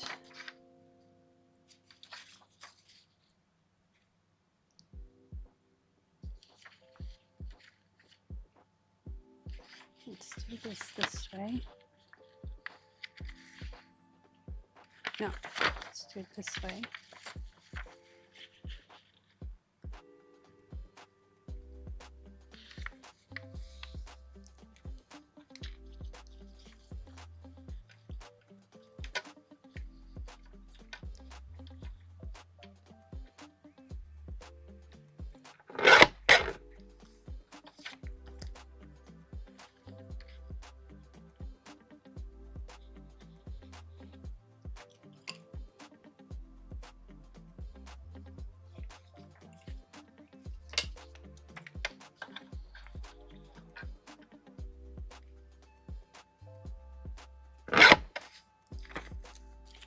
And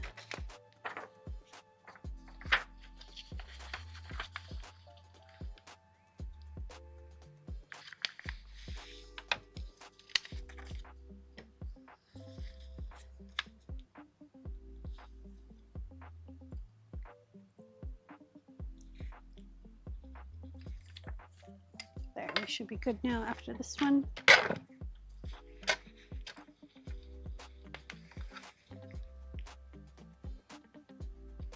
Okay, so I'll go in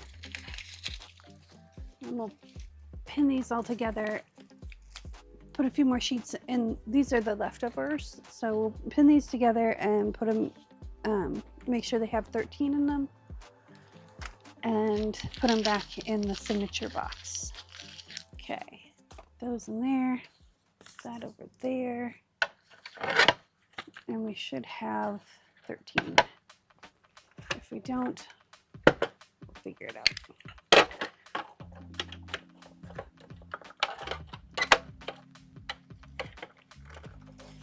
So we're just going to leave these over here until we make sure that we have 13.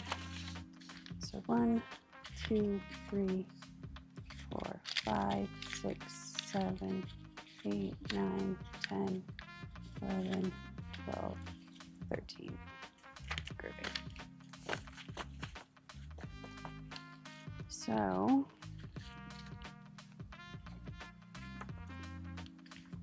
we're going to do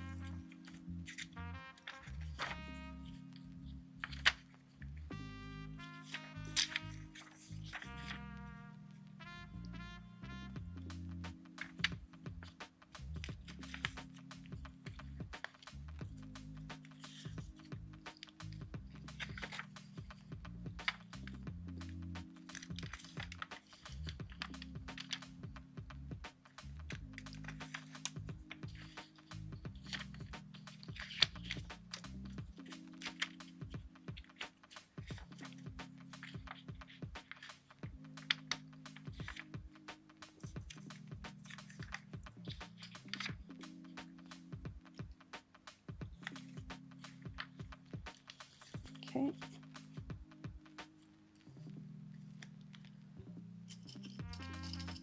Grab the paper clips so we have them all together.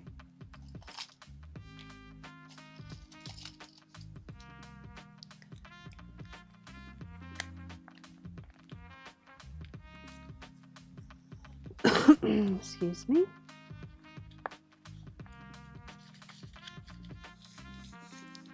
Give it a nice flat. So 1, 2, 3, 4, 5, 6, 7, 8, 9, 10, 11, 12, 13. Okay, so let's start off with this page.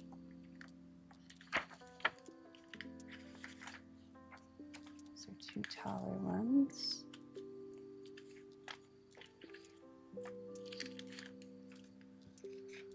So let's bring this guy in. Actually, let's put this one in. There. And then bring this guy in. And then this one. This one.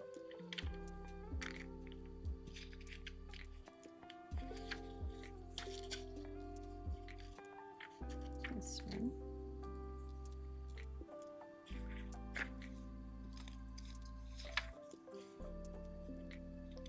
This one. This guy.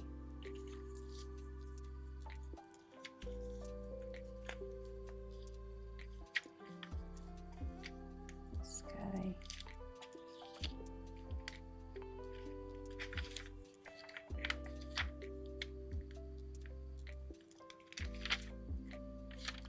I need to put him somewhere else. Where can he go? He can go right here.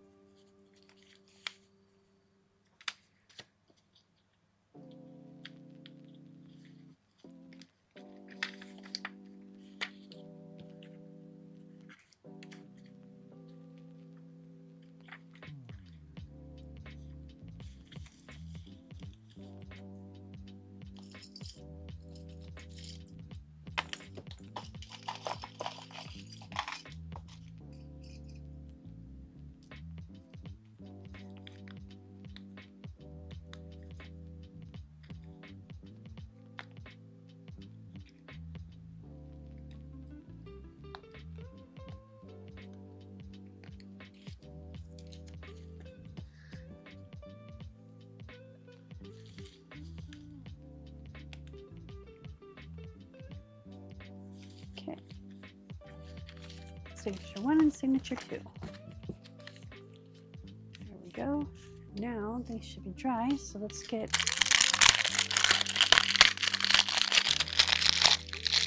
our screen ready. Okay, I'm going to throw this away. Give me a moment.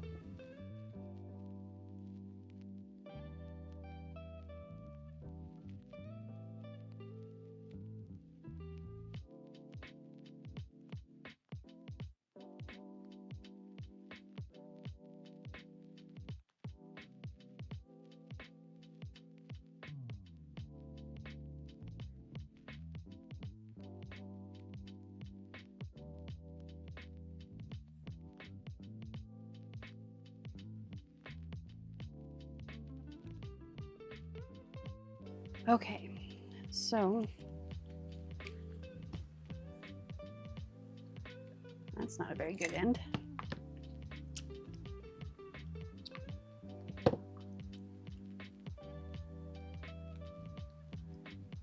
We're going to take a lighter and we're going to singe the fur a little.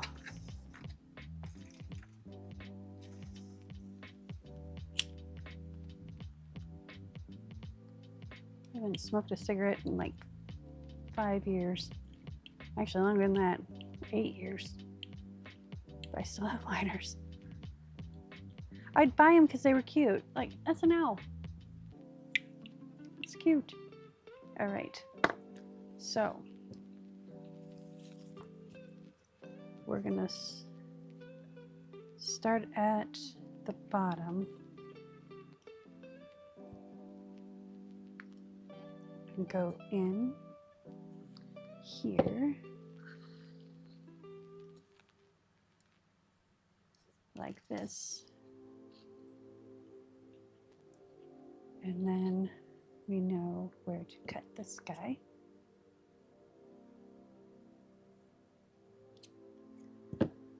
Don't worry, we're not going to leave these ends naked. I'm just singeing them a little bit so they don't fray in the time between. And then we're going to singe this end.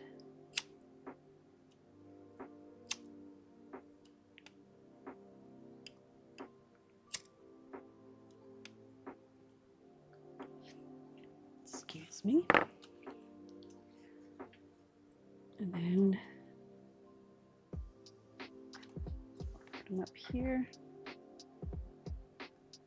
like so. Now we're going to pull them tight.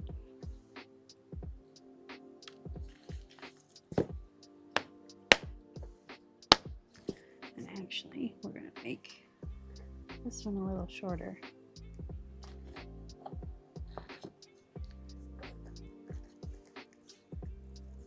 And then what I'm going to do, this is what I did last time and it worked really well, is I'm going to take a bottle. It has a sealed lid on it.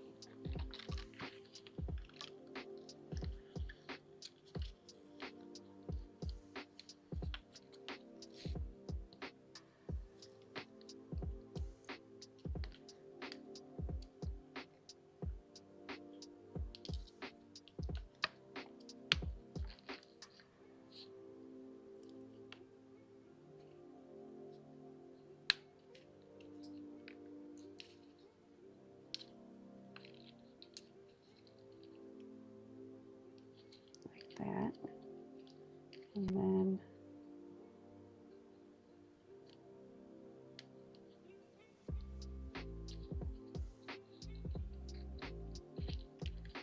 do one more.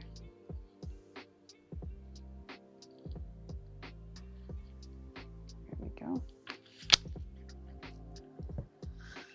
This is just water that I use to clean out my.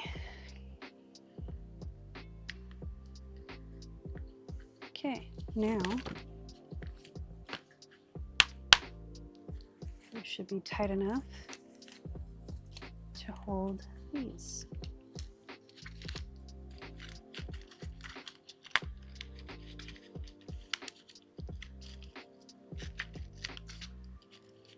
And if they're not, then we can try again.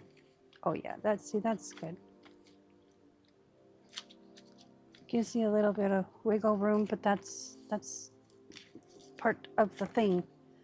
That way you can stick in additional papers as you come across them.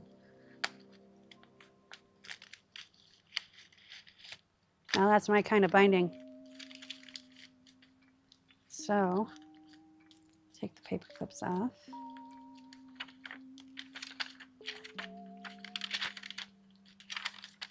You don't like the order of them, you can pull them out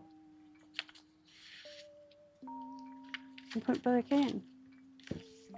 But they stay in. All right, so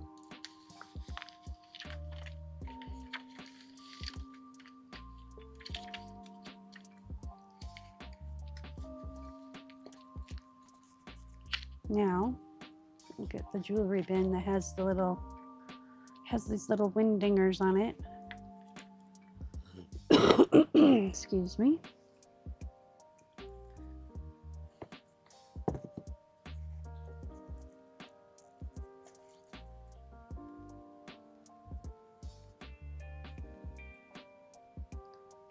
and that'll give it the weight that it needs to dangle.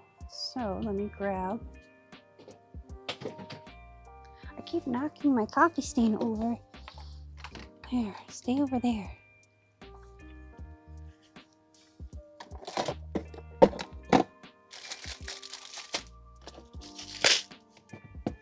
Oh, we need pockets, so put those there. And we'll need jump rings. It's I put everything on top of this big beastie thing because it's heavy.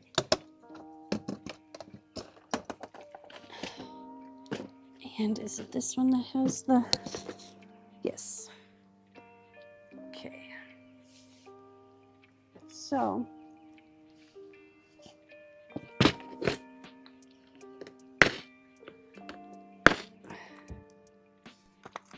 we want to do, I've got bright gold, I've got antique gold. Let's do the antique. Well, this is kind of more brassy than antique gold.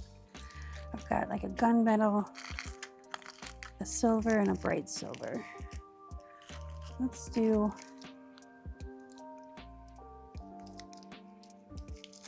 I'm torn. Let's do the gold, or this bronzy color, because that'll go best with those. Okay, we'll keep this out, but I'm going to put it behind us, behind me. I say us, you know, me, myself, and I. And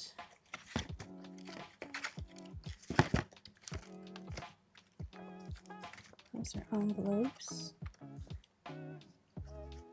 And that'll look cute in there. Same with that. Look at this, I already have all these cute flippy pockets. So we're going to use those.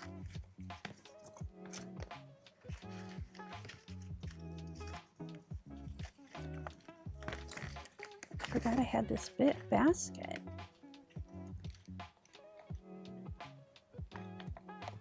And then we have library card pockets, which we can put stuff on. Okay, I've officially gone down the rabbit hole. Pun intended. Let's see.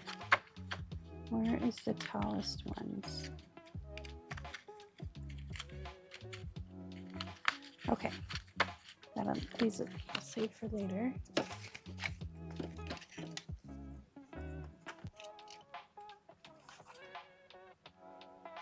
I don't really like that.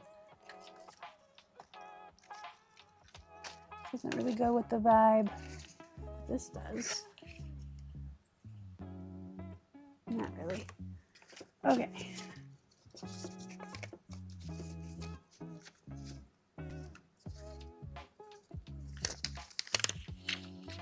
We'll put the extra ephemera in this and put that in a pocket. So we need to make sure that the pocket is big enough for that. For the belly band.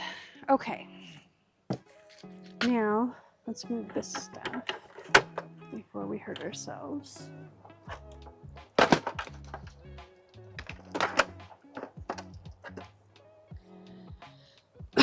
Excuse me. And here we go. Metal charms.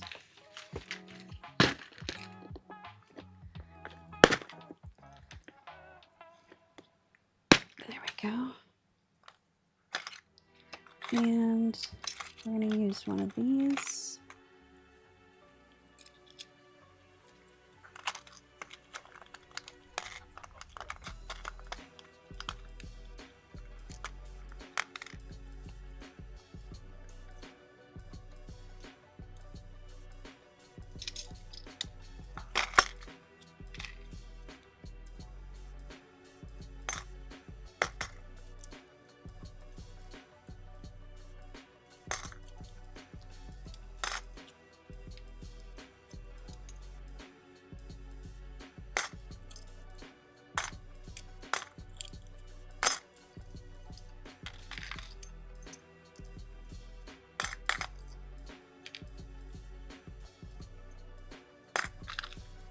And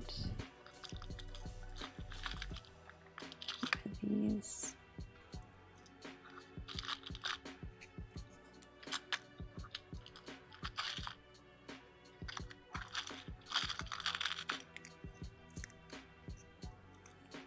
Be amazing, be strong, be kind, be brave.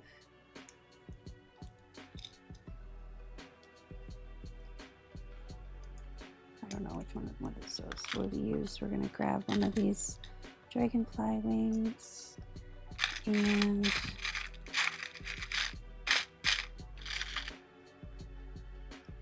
one of these bugs.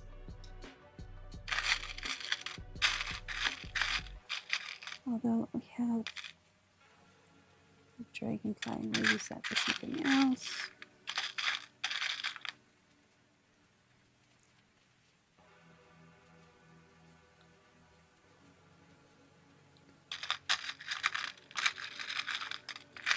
A little whale tail in there. I didn't even know I had that. What's this? It's a little owl.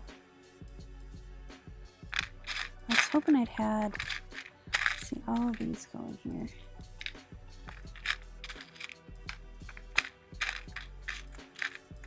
A starfish, sea turtle. I thought I had an octopus. That's a dragonfly. I thought I had some little butterflies in here.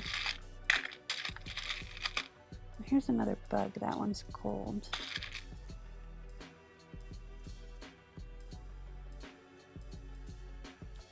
This is a little fly. Here's a butterfly. Lots of skulls. Crab. I'm going to put another wing on there, maybe.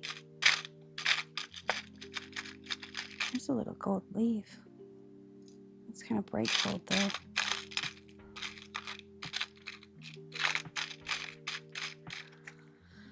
Okay, that's pretty much it.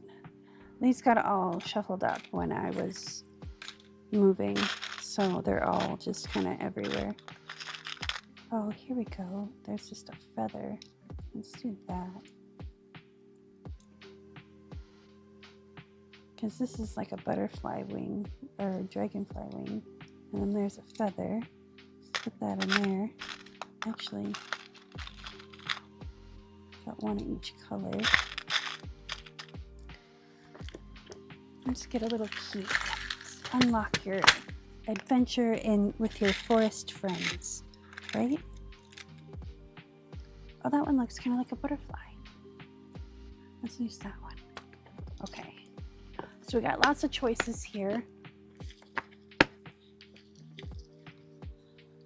Wait, I have some other ones too. Where'd they go? Buttons, beads. I have these that have like dragons and stuff on them, but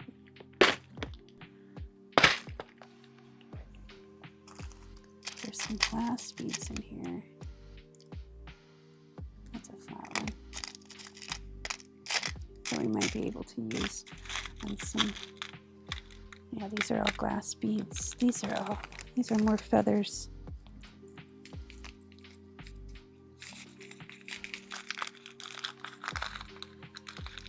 I don't see any.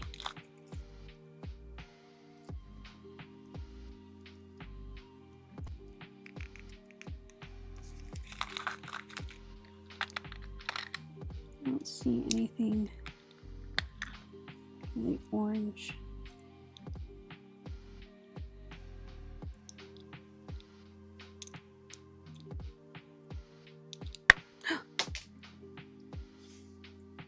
I don't want to drop them. This one's kind of.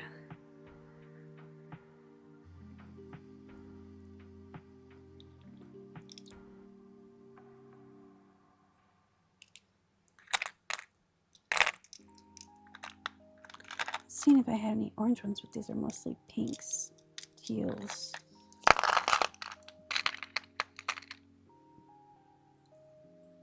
No, not quite.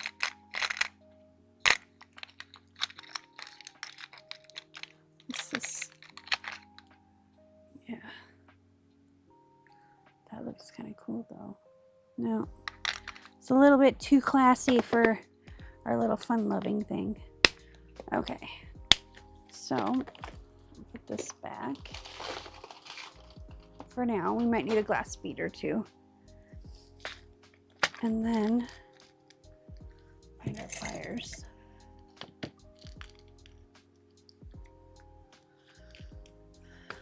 I'm gonna open this up again.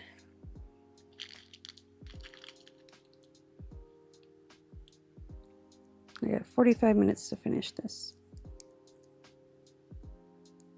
Think we can do it?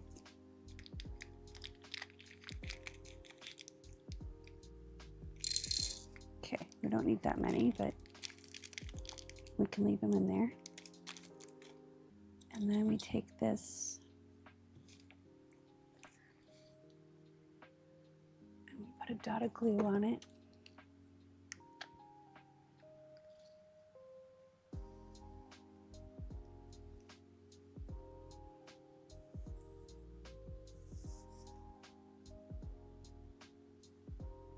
Like that.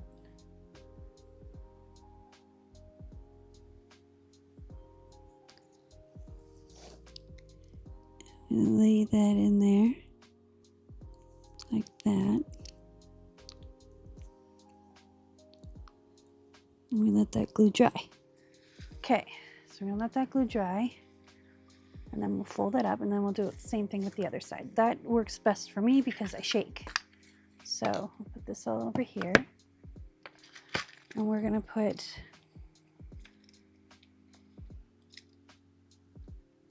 two charms together.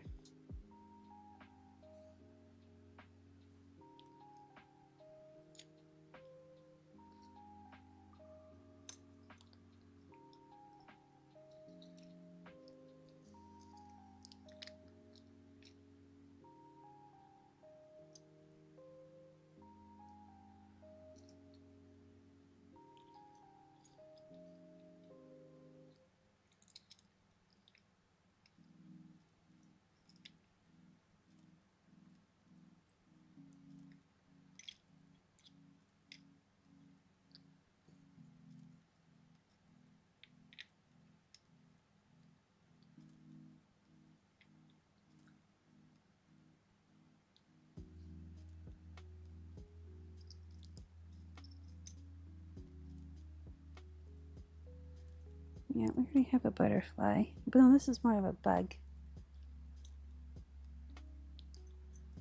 And I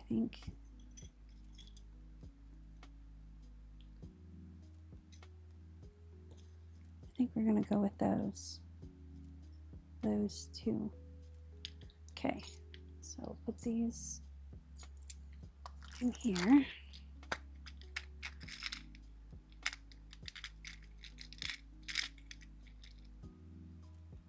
Yeah, here's another bug. Are they the same?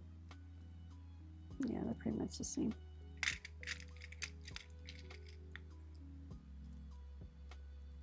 That one's kind of an antique butterfly. That's kind of cute. Okay. Now, I'm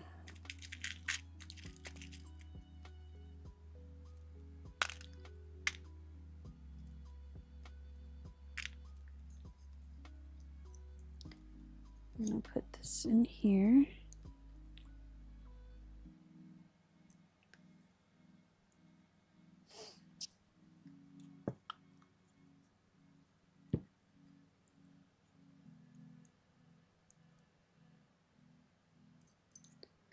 There we go. Now they each have a jump ring. And then we're going to get one of these big jump rings.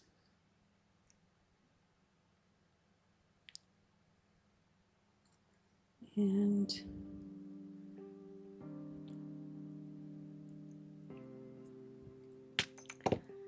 layer them on here.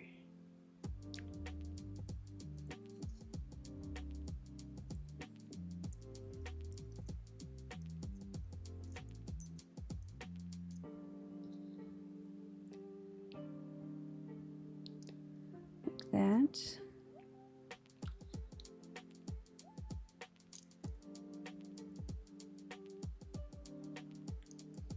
Then we'll take a smaller jump ring.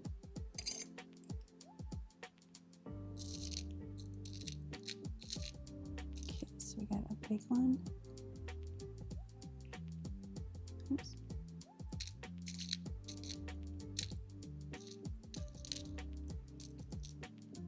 And a smaller one. So read one. Is that about the same size? Yeah. No, it's a little bit smaller. It's like digging for treasure. There we go. Okay, so take this one.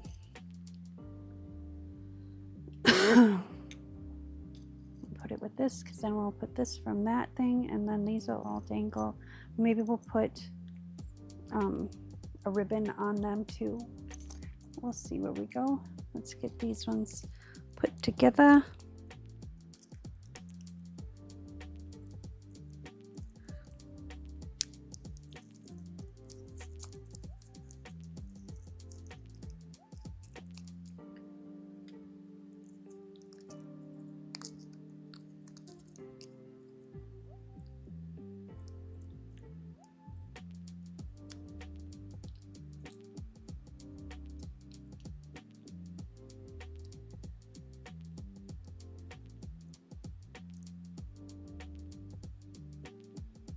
Out. Okay, and we need the big ring. We're going to put the key on first.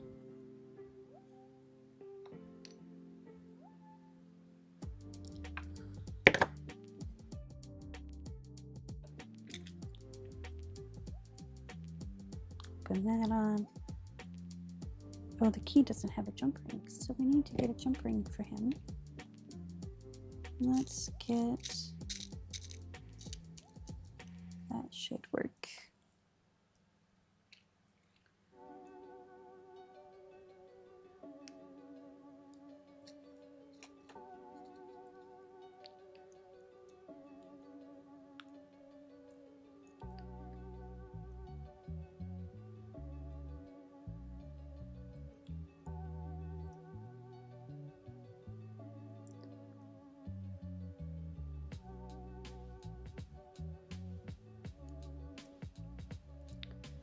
Okay.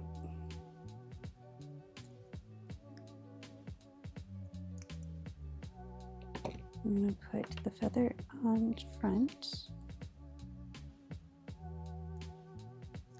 Be strong next. Let's flatten this guy out a little bit. He's a little wonker-doodle.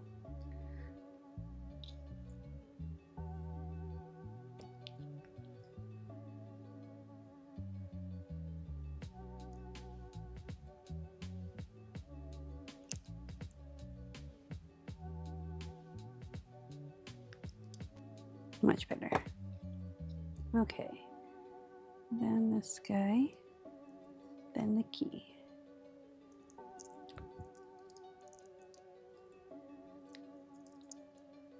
Okay, and then we'll close these up.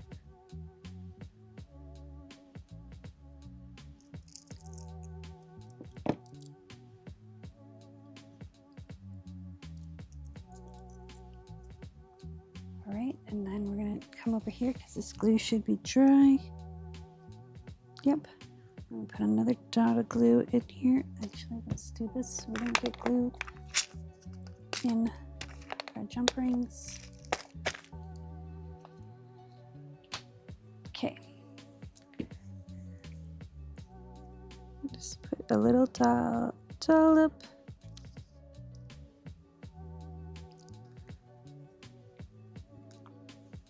And then we fold one side.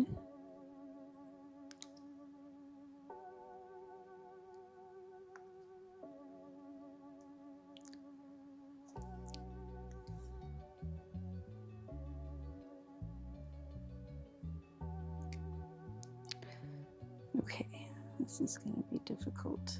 There we go.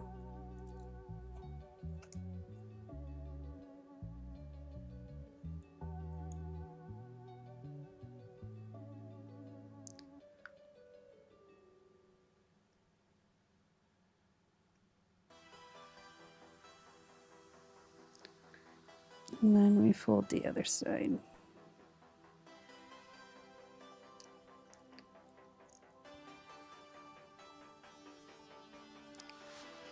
And then you take the smooth part of your thing and give it a good, healthy squeeze. There we go. Is it perfect? No. Will it work? Yes. Okay. Now, there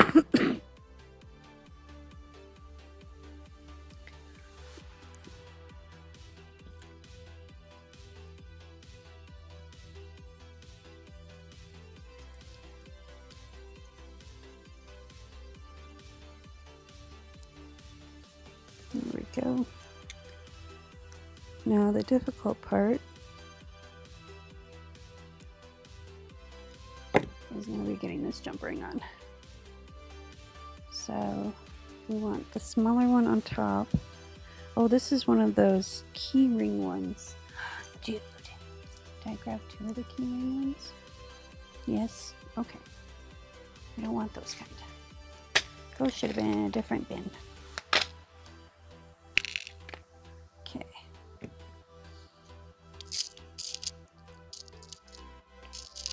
Let's see. Those are about the same size.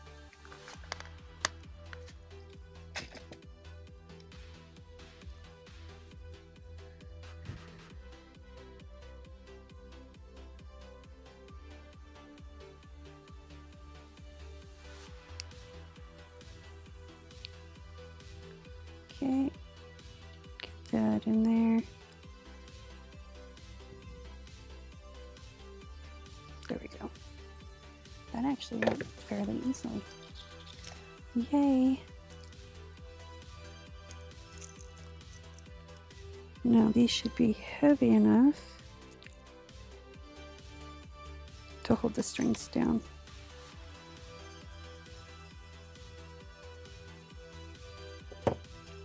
So they're not all wonkerdoodle.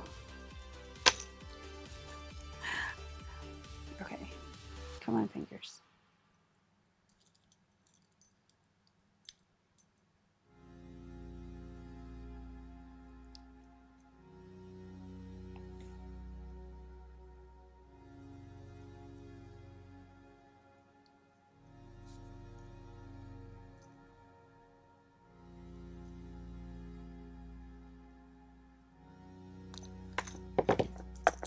See?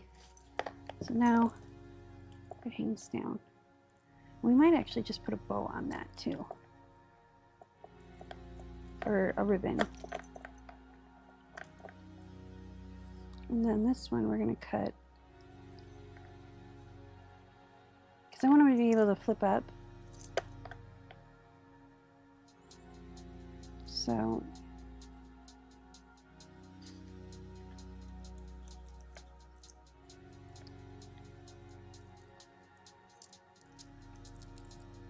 I want it right about here. Okay.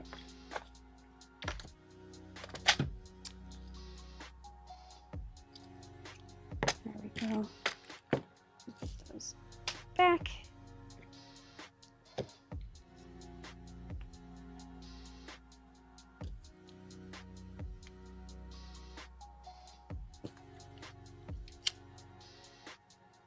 Singe the fur a little bit.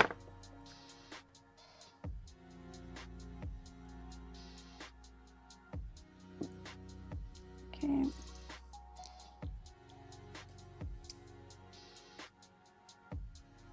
There we go.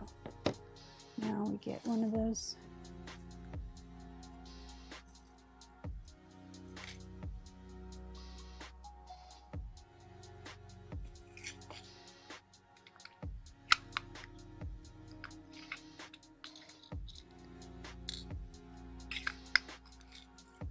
Okay.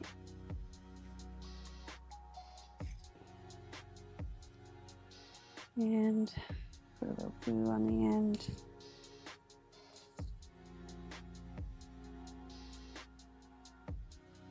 Okay, and then we're going to stick this on there.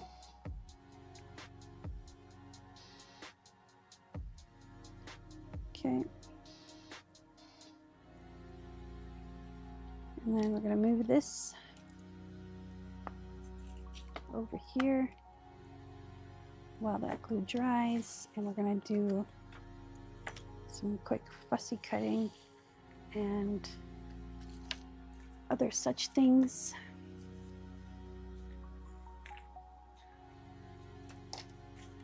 Okay.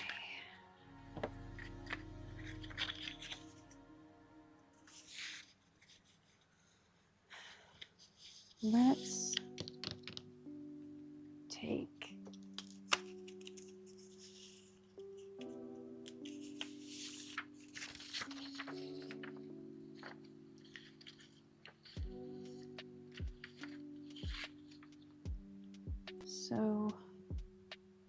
pencil.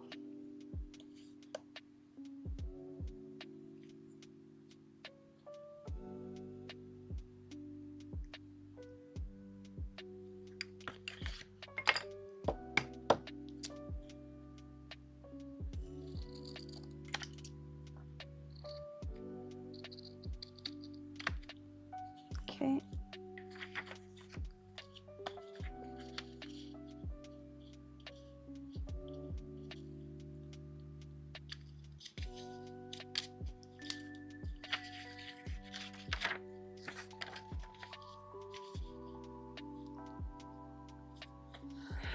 Let's go a little bit shorter.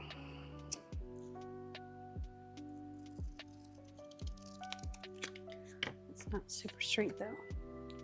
Hang on. Let's see if we can make this somewhat straight.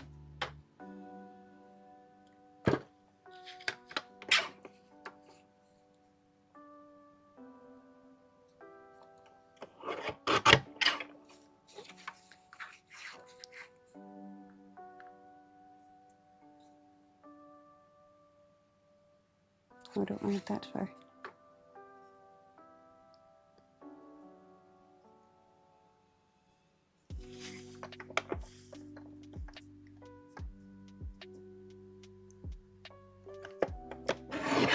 There we go.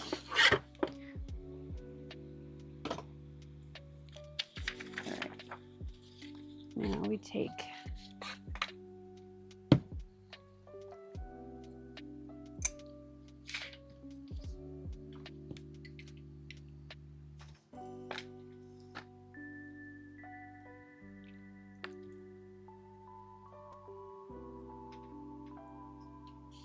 our glue stick.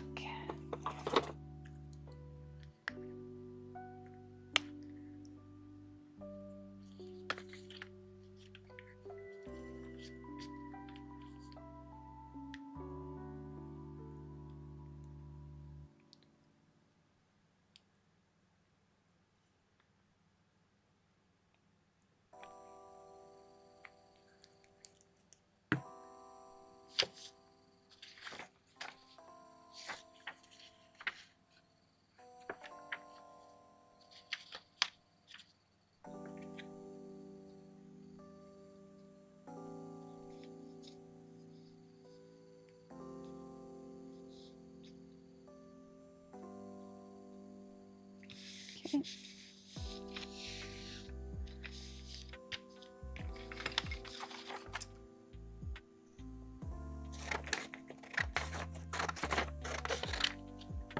Okay, let that dry. And then we're gonna take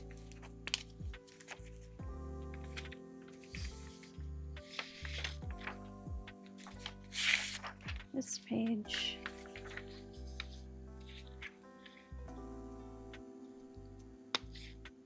We don't need it that wide. We only need it 5 inches maybe. Yeah, 5 inches is well enough.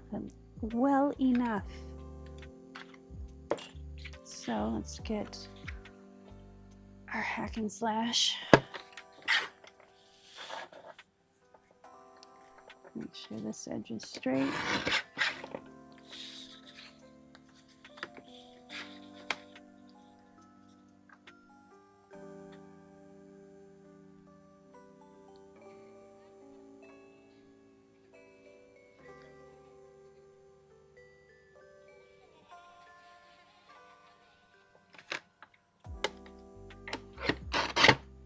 Okay, put that in our scrap bin. Uh-oh, did we make this big enough for this? No, we didn't. Oh, but it can fit in our belly band. Ah, ah, ah. Okay. So,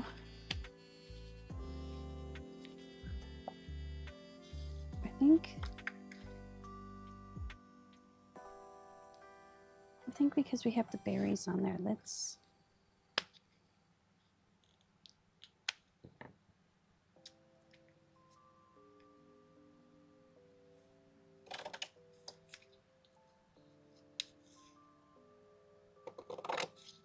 okay.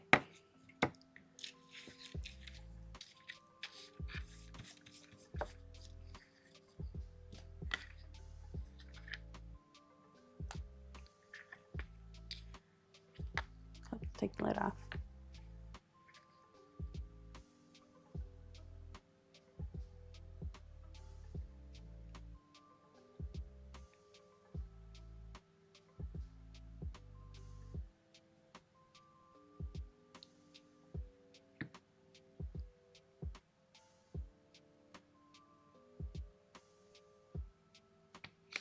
There we go.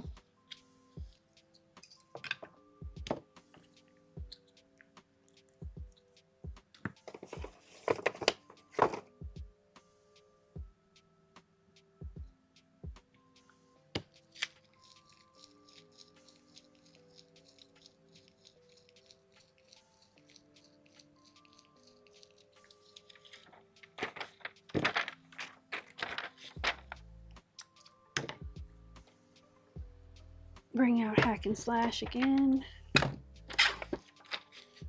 way we have a nice straight cut for this extra piece.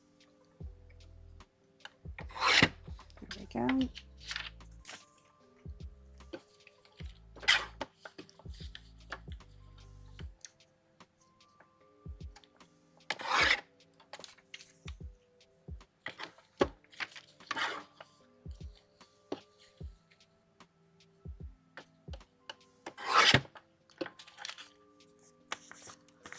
Okay, since we got hack and slash out, let's get 1, 2, 3, 4.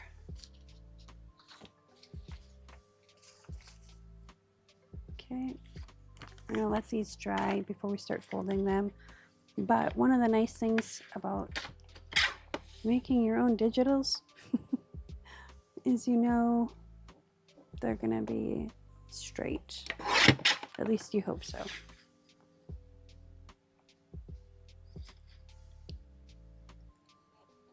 Because here's my thing, is my printer sometimes feeds crooked, so it sometimes prints crooked.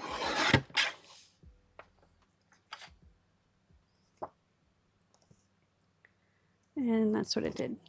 It printed crooked, which is fine.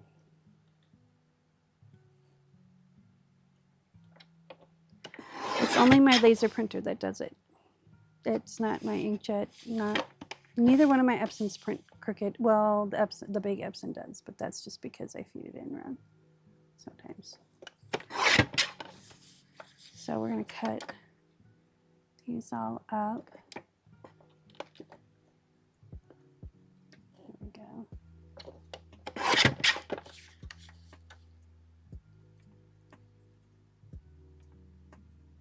And I might get Fanny out because she's easier to do this with, because I can see what I'm doing.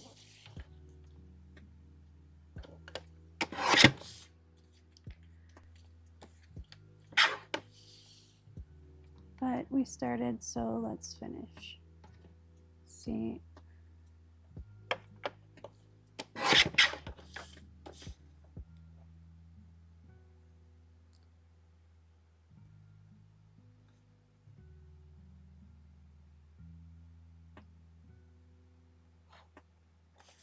Let's get Fanny out. She's heavy, but she's amazing.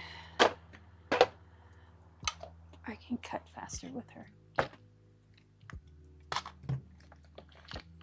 I don't have to unfold her either.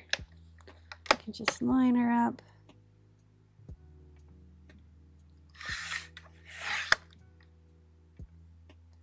One more go. Should be good. There we go.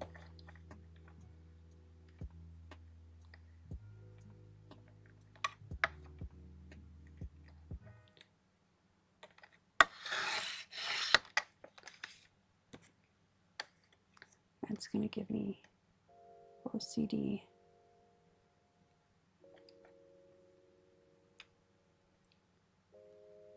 There we go. That's not as, we can ink up the rest of that. Okay, there's two.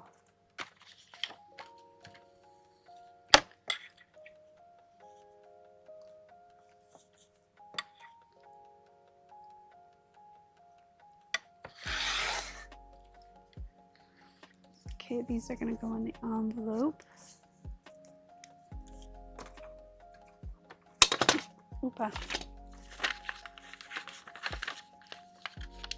Maybe. I'm going to cut the ends off of here.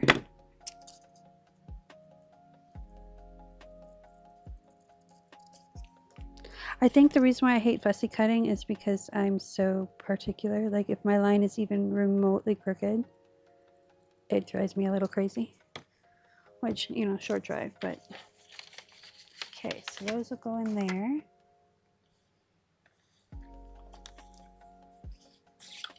And let's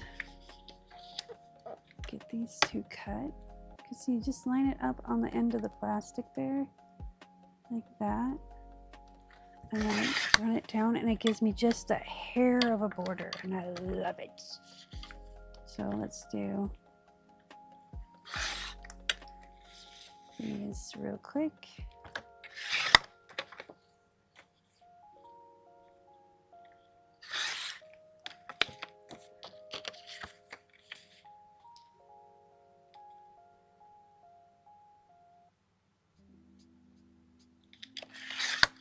Okay.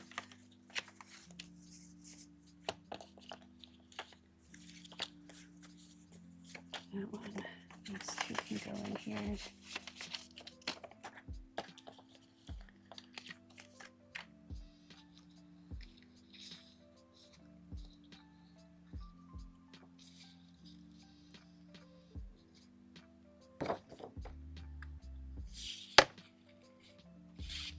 Okay, so again, line it up with the edge of the plastic.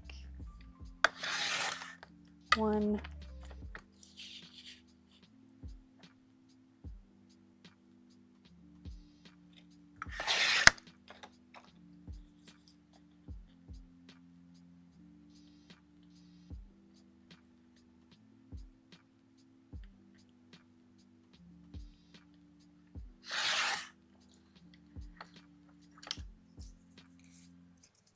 So if you are just joining this live stream, everything that is here, well, not everything, the digitals that I have that I'm using right now, they are on my Ko-Fi site, and you can get them for free. So they don't contain any of my original artwork, so I don't charge for them. I charge for my artwork. I mean, I went through and I edited them all, and I went to the internet and scanned some things that I had, and I did work, but I give you an option if you want to donate some money and thank me that way, cool. Or if you want to make something out of it and say, hey, I got this from the Artist Haven for free, you can get it for free too, and get the word out that, hey, I'm helping you budget-minded people, artists, creatives that, we don't have a lot of money to be spending on art supplies sometimes, and I get that. And you got to kind of use what you have. And you know, cardstock, you can get 100 sheets for like $4. So yeah. All right, this one I think I may have messed up on because I was just looking at this and I don't think they line up perfectly. But I think we can make it work. Yeah, see, all three of them don't line up. I think they do on this side. We'll find out.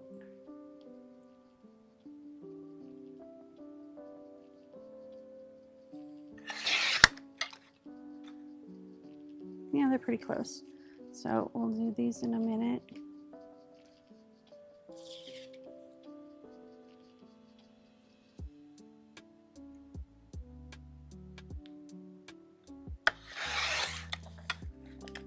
Okay.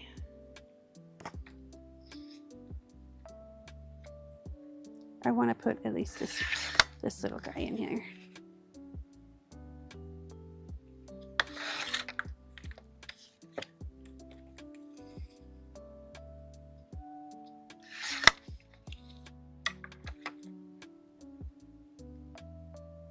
Because I like him. He's sitting here talking to the birds. I think that's adding a little pop of color. We'll finish this up. The other thing you can do, I did make it enough room where you can do flip outs. Some of them are really close together, but some of them are further apart, so you can do flip outs with them. All right, we're gonna fold this like that.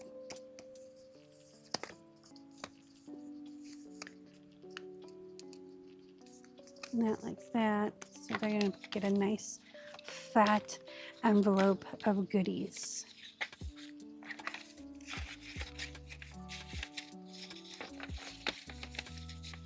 There we go.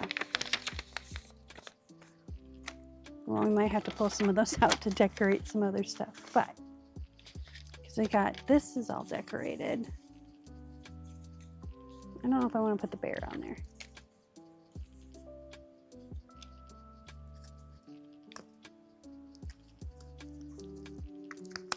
Oh, that's right. This is just a little tuck. Yeah. Yeah, I'm going to put this one in there. I'm not going to put this one in there because I don't want to put a grizzly bear in there. I don't know if it's a grizzly bear or a brown bear, but it was a bear. So we got 2 bags and a little notebook thing on the one side.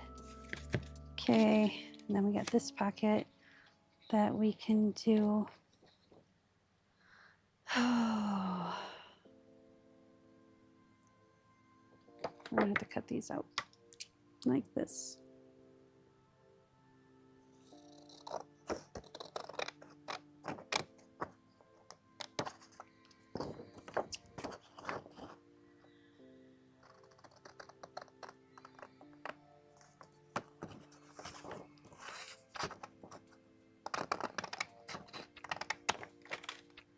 Okay.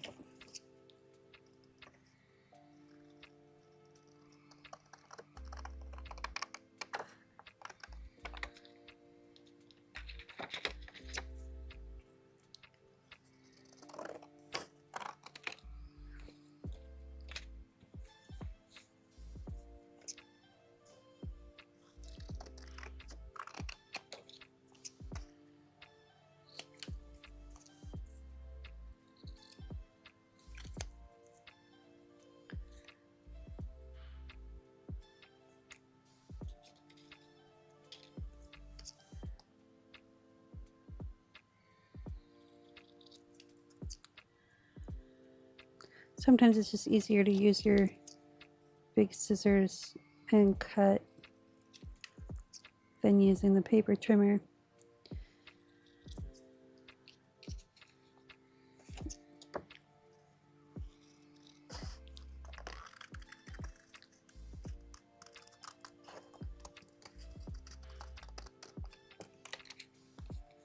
Okay.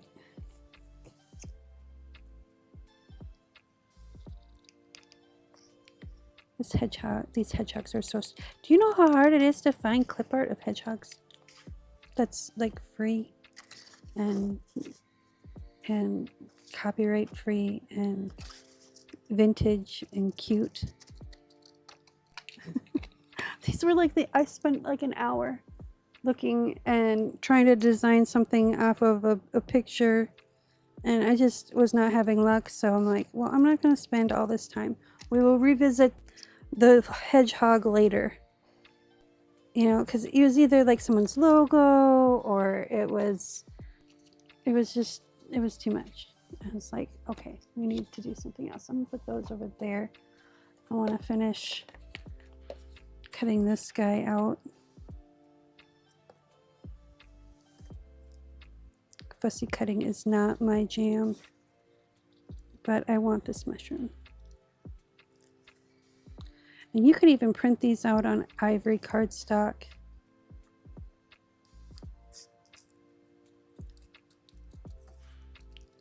And then ink them up, and they'd look even more vintage and fun. But I wanted to keep them kind of clean because this is a more modern print. But can't deny the vintage stuff, man. Antique stuff. I found some really cool artwork though, like from masters of long ago, like 1680 and stuff like that. I don't like going down the rabbit hole, but I end up going down the rabbit hole. There we go. So he's gonna go here.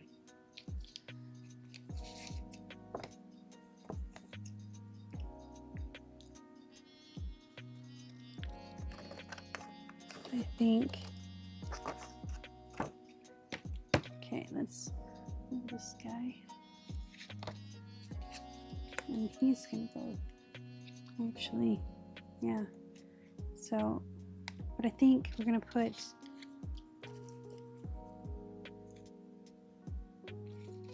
this guy's little face in there too.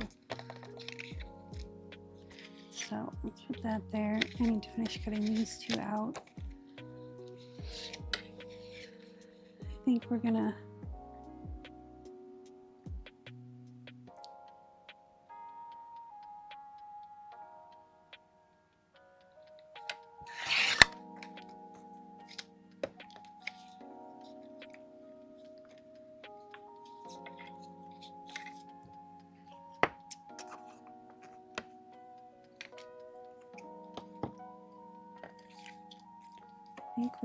do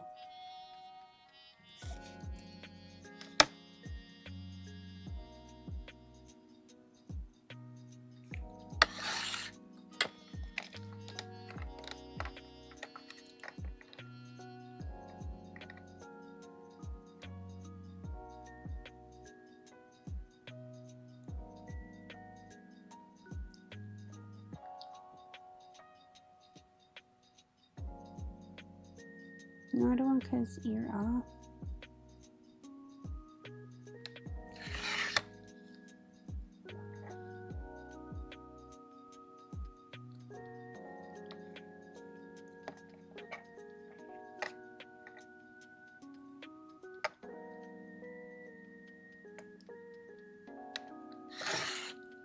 Okay.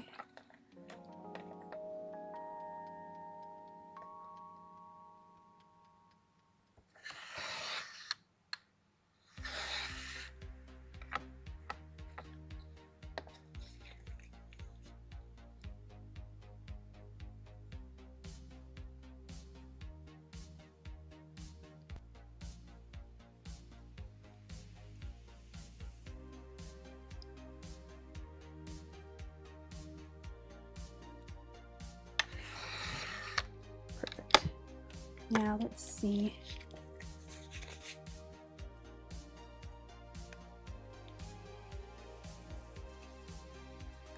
Yep. So we're going to cut him.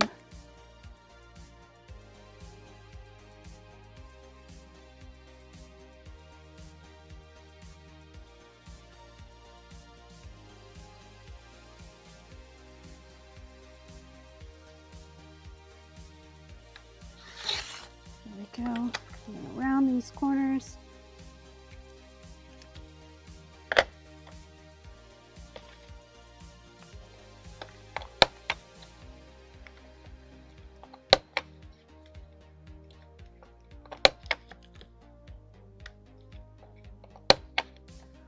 There we go. And put him right here. Mushroom guy right here. And then the little mushroom guy's right there. Maybe. I don't know. We're going to look at that a little bit and see where we get to.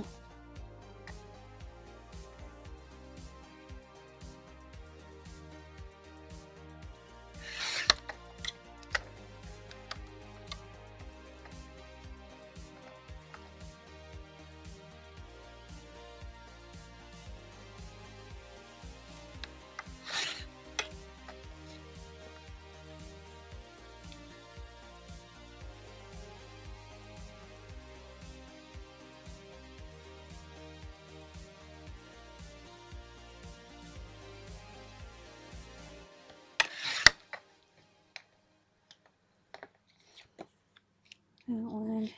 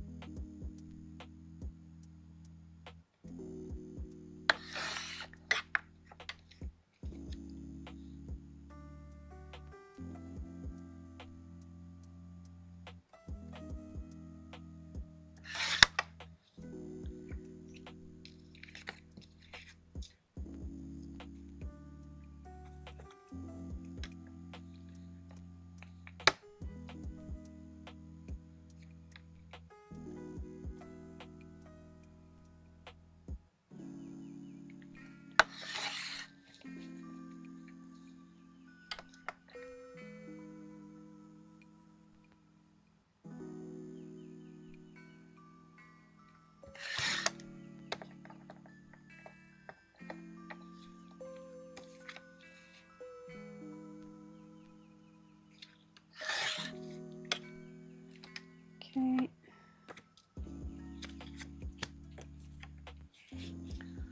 This, and then I'm going to cut these two apart and then we'll be done with this stuff, I think, for a minute.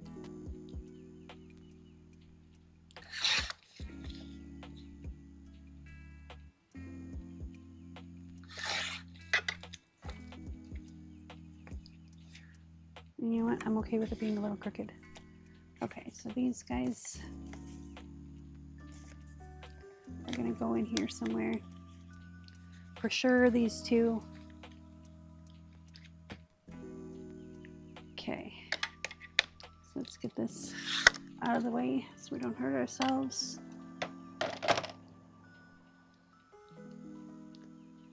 And then we need to finish these pockets up. Oh, I forgot to cut these. I wanted these ones too, but we can cut these with the scissors. And there went my glue scissor, or my glue eraser. It just fell onto the floor.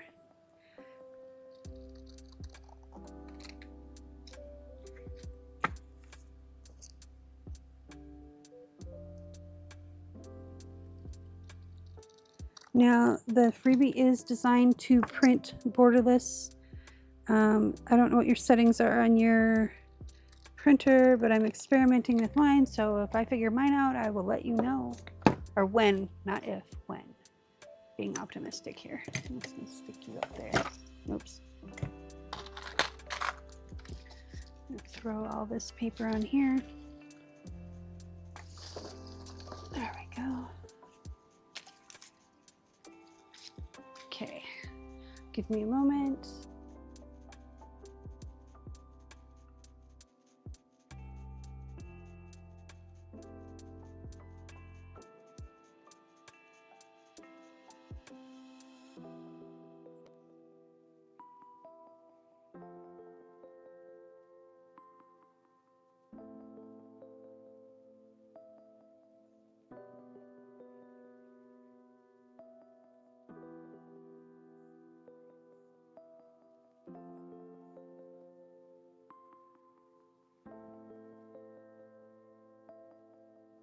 Okay, I'm going to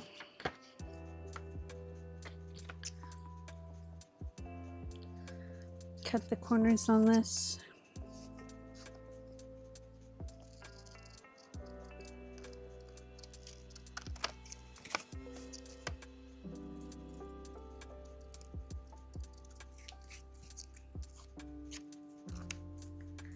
And then we're going to glue these down, give them a moment to dry, and then we're going to take them over the sewing machine and do that whole business. Give them some stitching.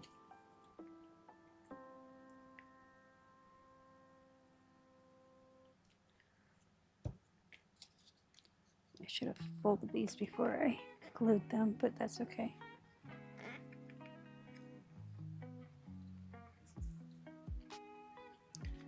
No.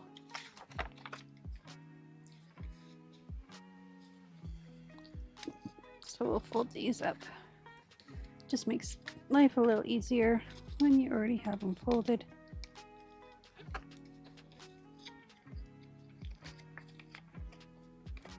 Well, that's stinking cute. Okay. Let's see where we're at. Oh, man. Oh, for cute. And so this is one time when you do want to stitch or glue in the corner a little bit. That way you don't get bubbles.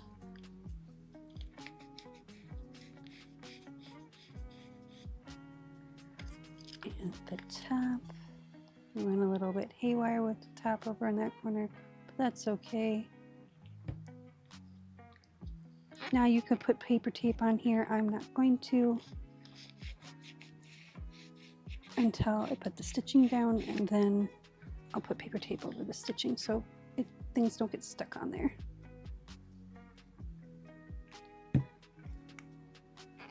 Okay.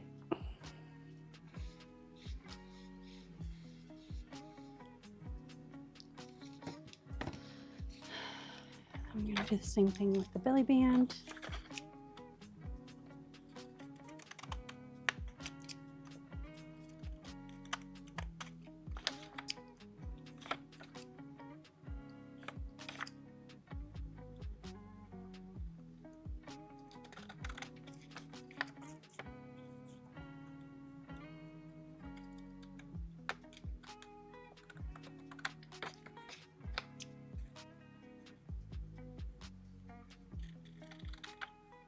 Go.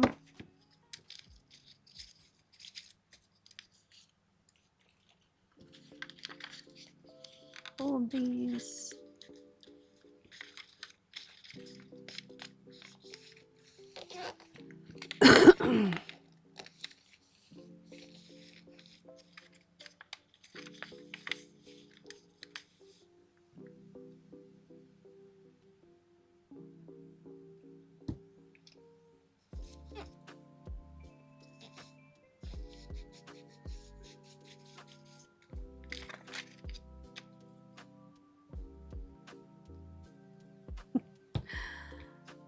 Well, I went past the time that I had allotted. I was going to be live till 2:30, but it's all right.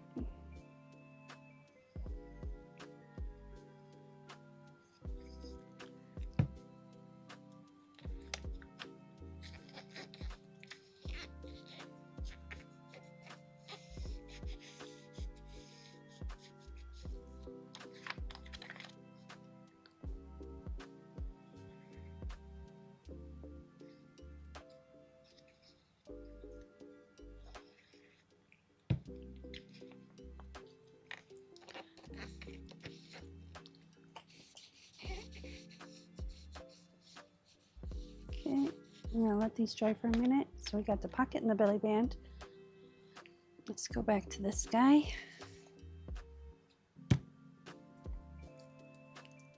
We're gonna put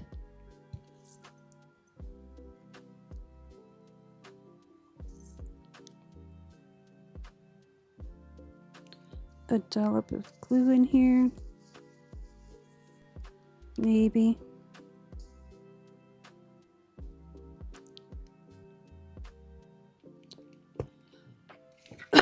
Excuse me, I couldn't hit my microphone muter button.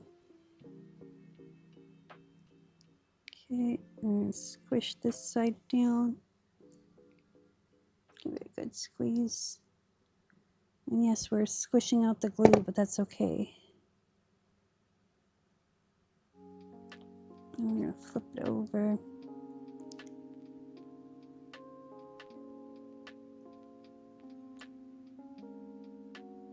And give him a good hearty squeeze. And then we're gonna squish it real hard. Squish it real good. Okay. So we have a little bit sticking out, and that's okay. I'd rather have a little bit sticking out than not enough. The fabric tack will help keep it from fraying, as well as keep things glued in. So, squish it. There we go. Now, let's put the lid on that because we're not going to need that for a minute. And we're just going to put these pins in there. There we go. And then we need jump ring and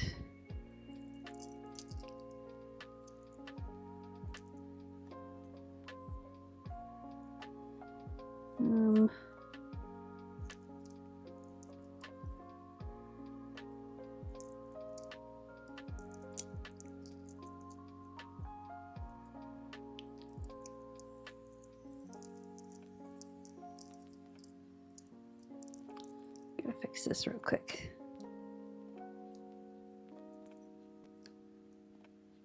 For some reason, this wants to be flipping around, so there we go.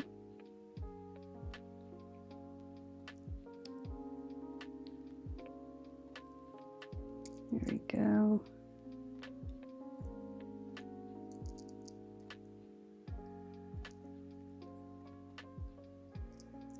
And then, should I put the ring on there?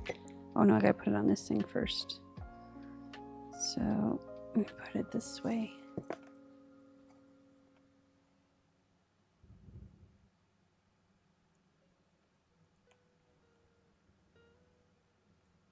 There we go. And then we take this, we hang it there. Nope, hang on. How is that getting to be, hang on, stay, be a good jump ring. Okay, so I put the key first. How is this, okay.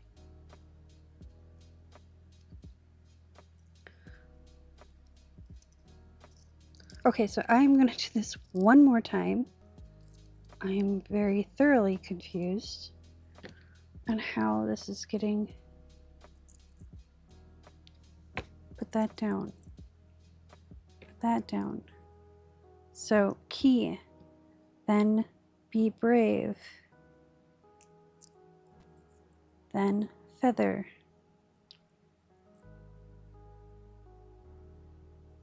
Okay. Closing that up, putting it on here, closing this up,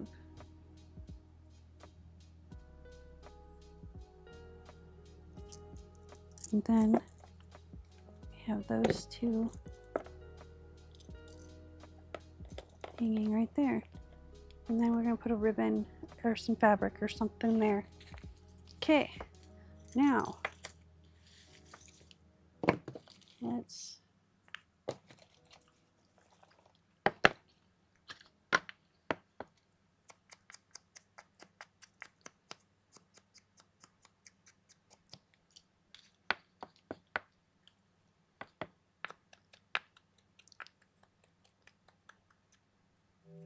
And I'm just doing a little bit of ink on this one because I don't want it too dingy.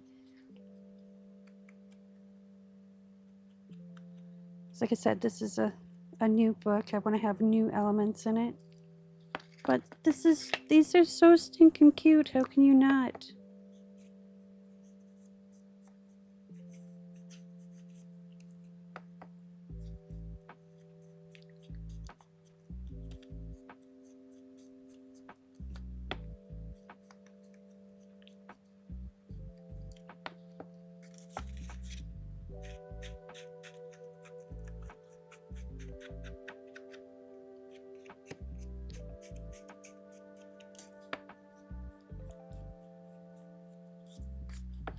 I might actually put this on the belly band. We'll see. Okay. These ones are already inked and ready to go. We're going to have him right there.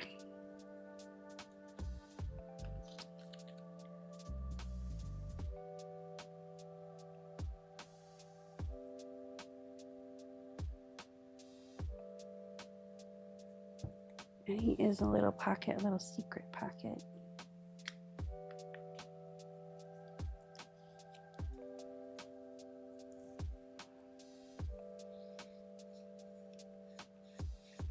Okay, and then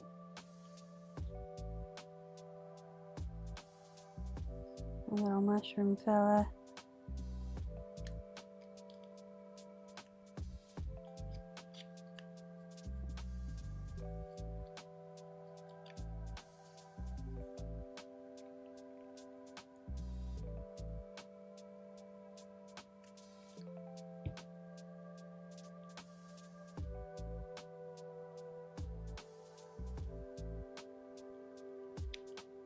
There we go. And then this little guy, these little mushrooms.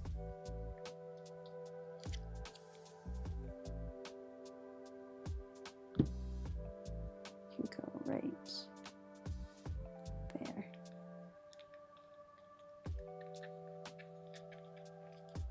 Okay. And then we have these.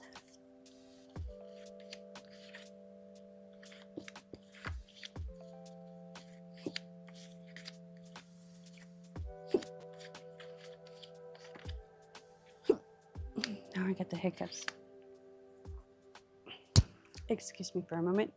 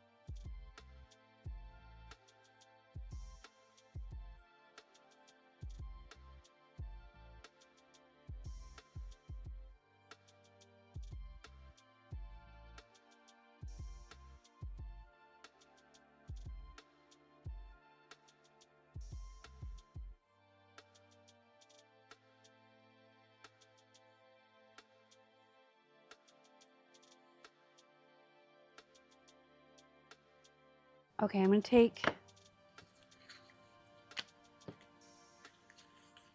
these are all our horizontal ones. These are all our vertical ones.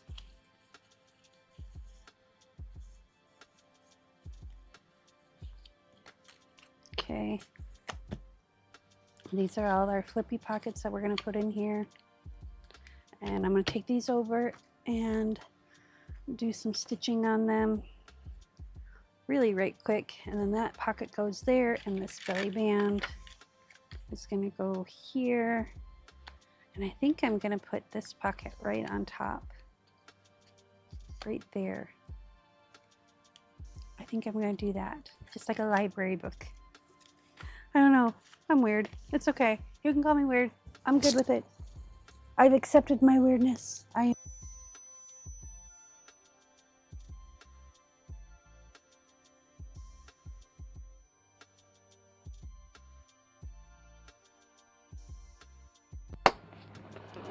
And I've got that blue in here, which will be perfect because I'm going to introduce some more blue because we have those other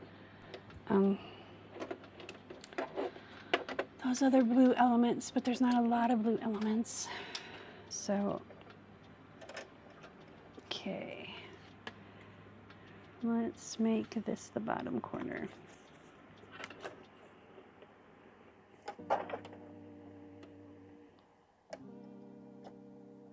And we're set at zigzag. So let's start here, put our needle down, and off we go.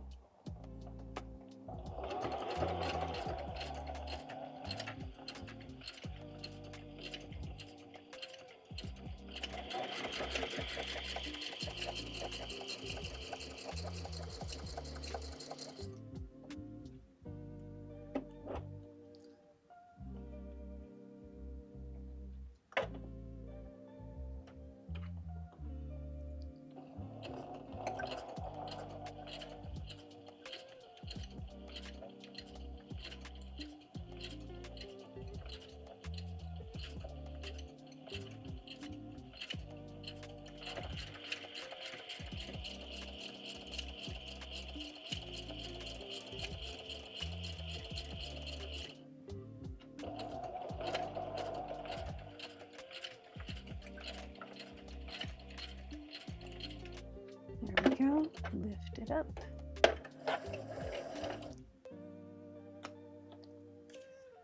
And then this one will start in this back corner.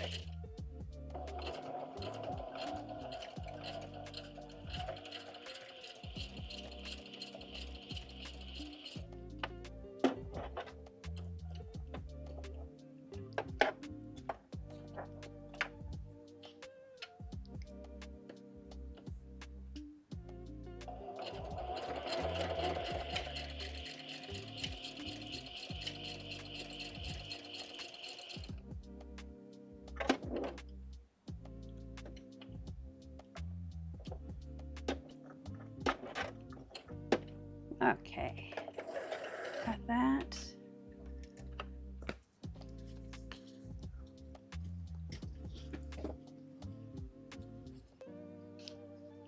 My corners are not very good, but it's okay.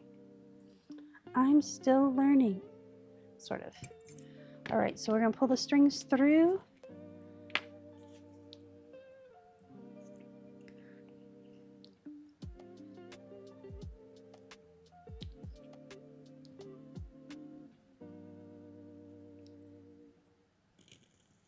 There we go. We should have all four on this back side.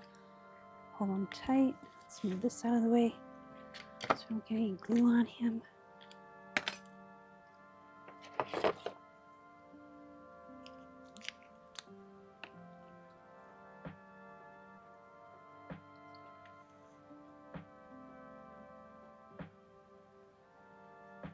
All right.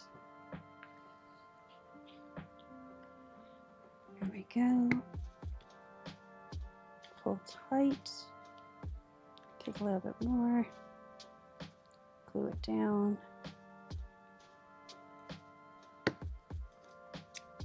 trim them off.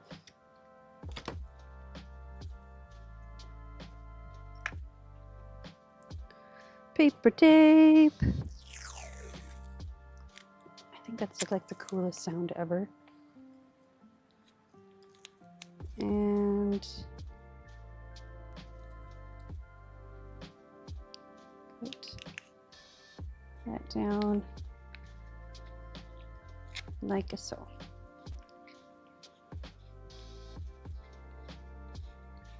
I'm going to put this little piece right here.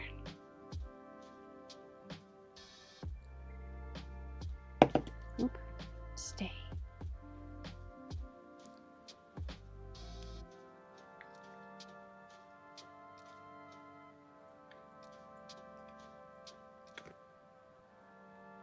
So then we're going to take and put another piece right here.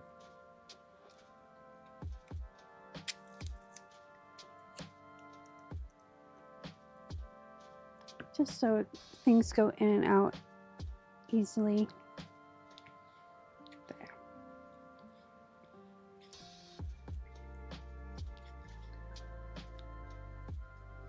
There we go. Put this over here to dry. Do the same thing with this guy. So I pull on the black string until the blue string comes through, and then it makes a loop and I pull the loop. Do the same thing over here.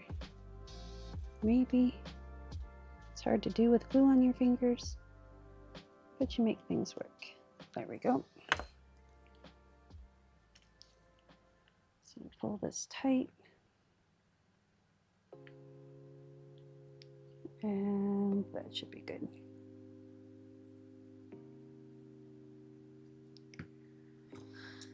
Snip them off.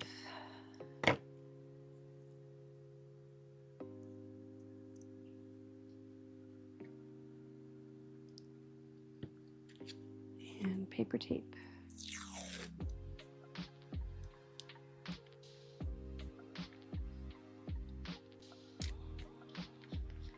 And then we're going to put paper tape along the stitching here.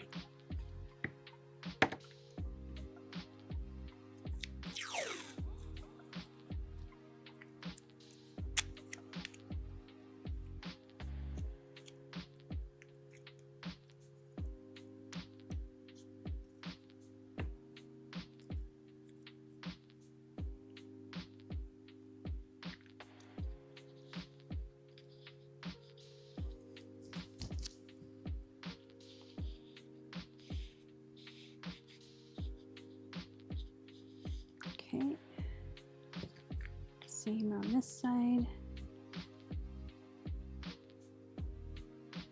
It just makes it easier for things to go in and out.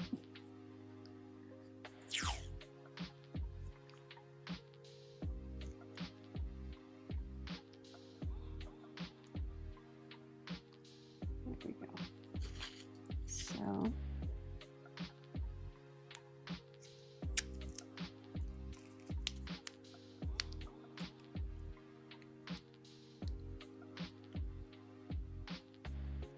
go.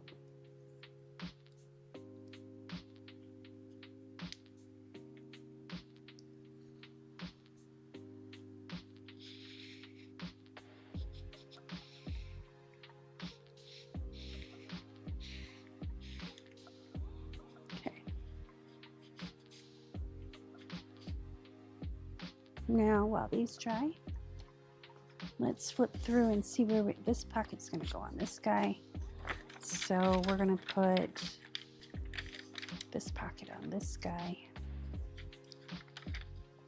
I think. Yep.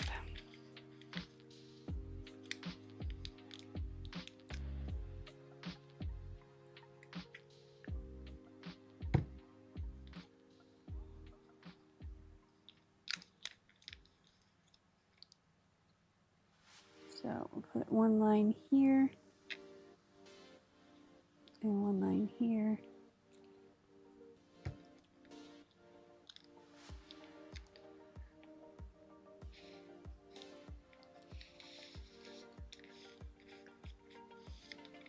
go.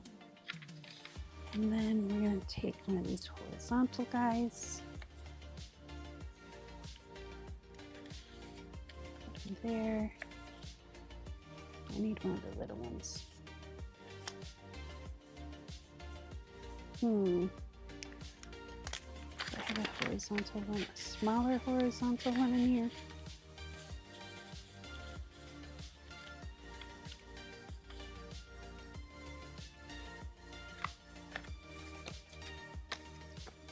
Yes, I do.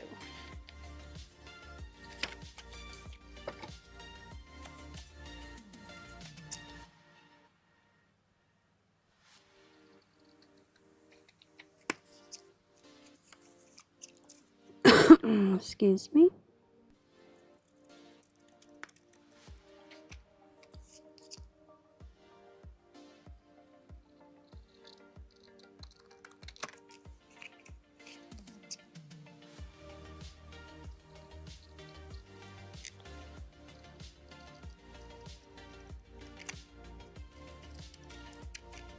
There we go.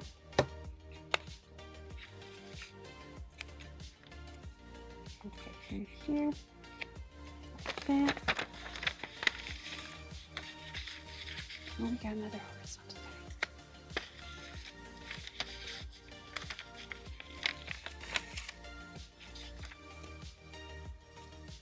Okay, those can be little flips.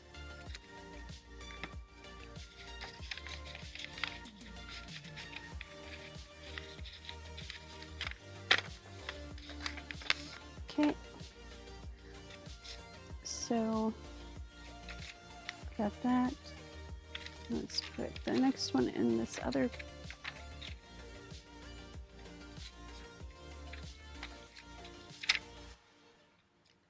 See, now I want him to fold this way. No, this way.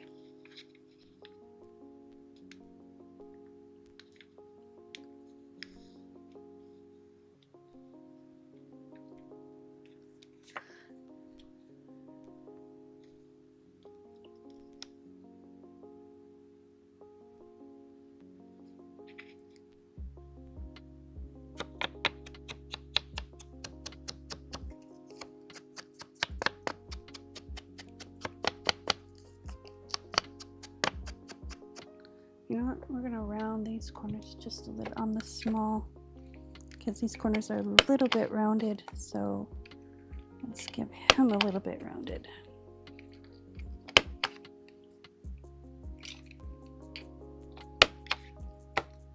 Okay, where'd that anchor go? And I'm just doing a little bit of ink, like I said, just to define the edge.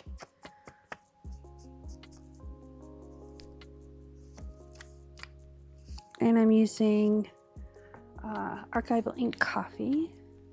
So we're going to put him right here.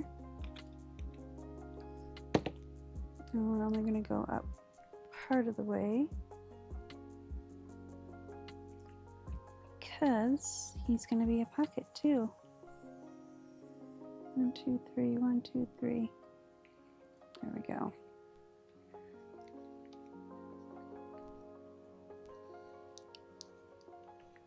There we go. Just like that. I'm going to throw a piece of parchment in here. Somewhere I have a little piece of parchment. I don't need the big huge piece. Here we go. Just put that in there just so he doesn't stick to anything. And I think we're gonna put this guy right here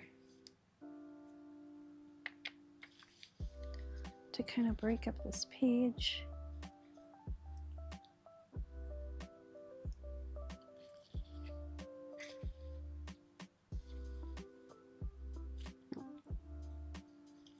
Okay.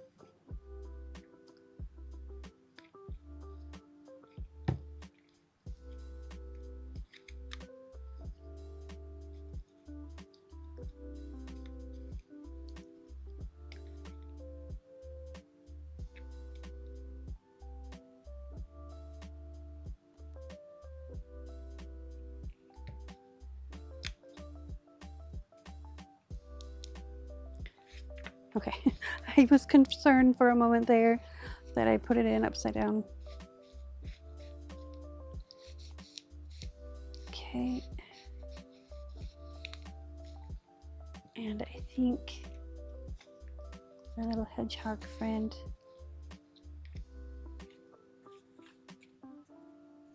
actually, will this fit in there?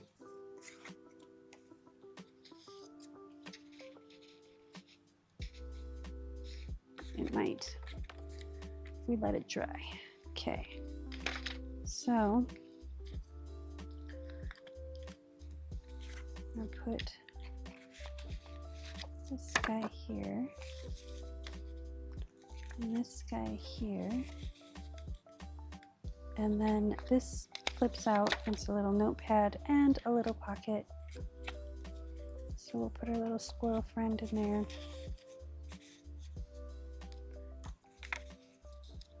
There we go. And then this one will fold in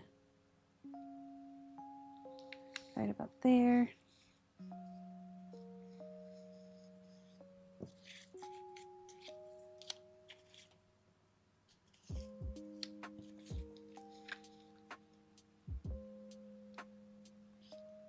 It's not quite gonna fit. Let's put a little hedgehog friend right there.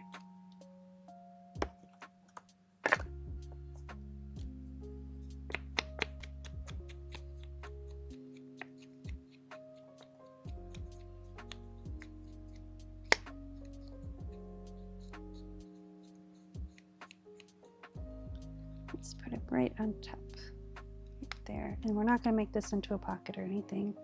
So we just need to glue it down. Here we go. Too bad he wasn't a porcupine because these are all peas.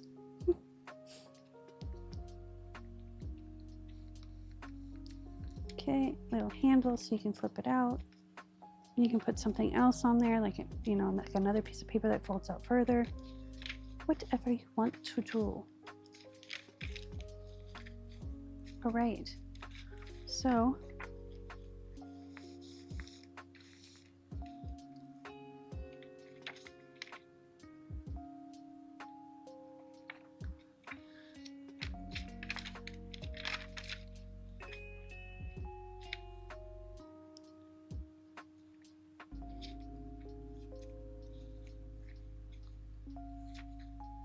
let's put this right here as a little pocket.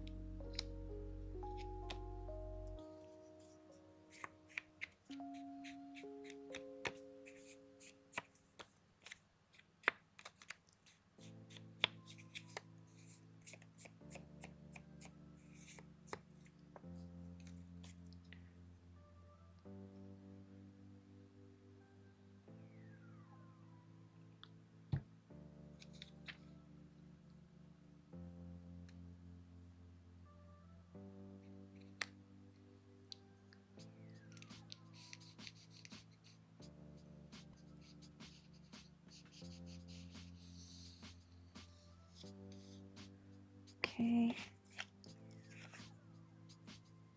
And let's put our little foxy friends right in there like that.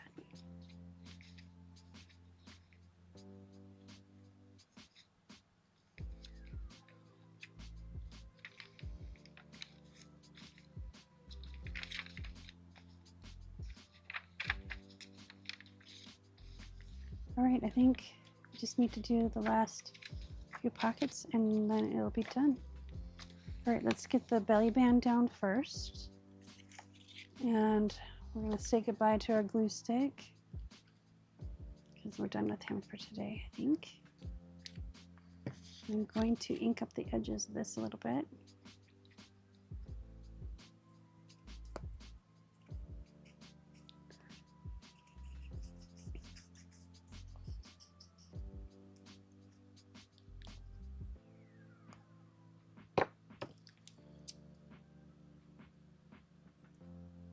There we go.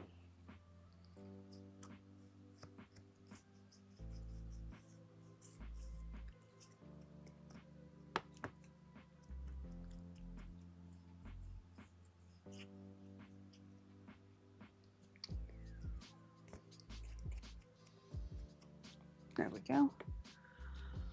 We'll get our Fabri-Tac out while this comes to its side.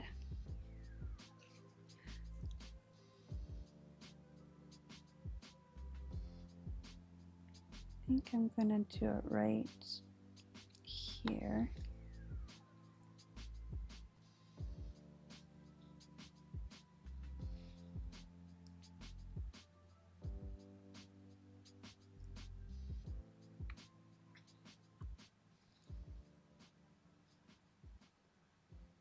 Yeah, like that.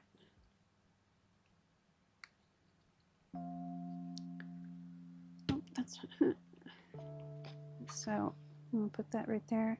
I'm gonna get a drink of water while that thing's burping itself.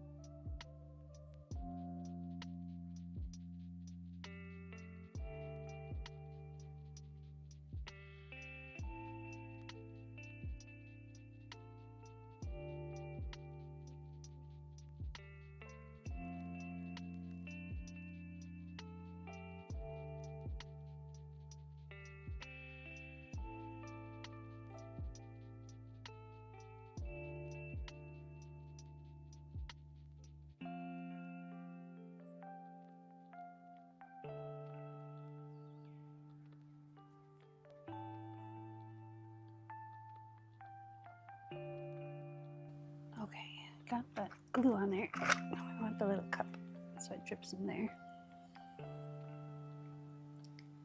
And I want it right about there. And I put a lot of glue in because it's got to sink through the fabric and adhere to the other thing. So let's get some clamps out of the toolbox here, and I need a couple more.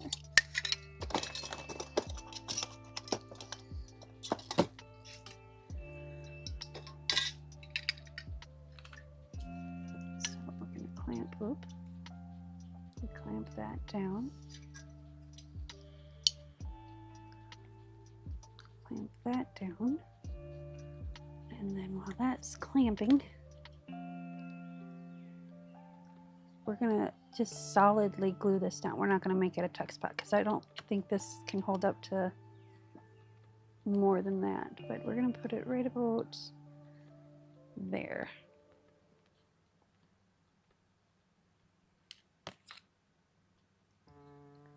So let's take, since we're doing paper to paper, we'll just use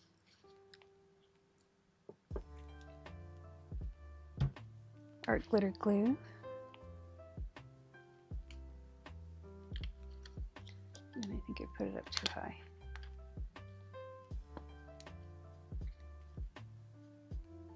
There we go. We're going to take a piece of parchment.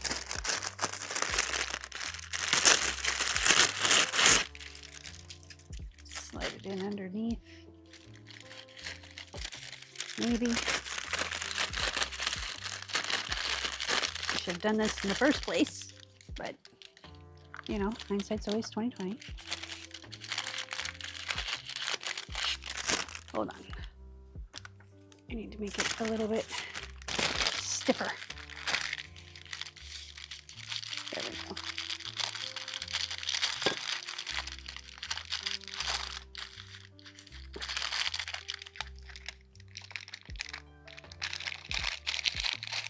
There we go.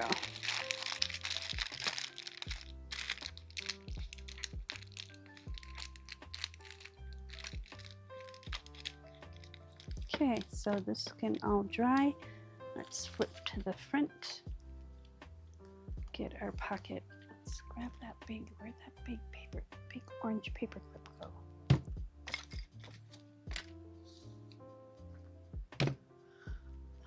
Maybe I put it over here.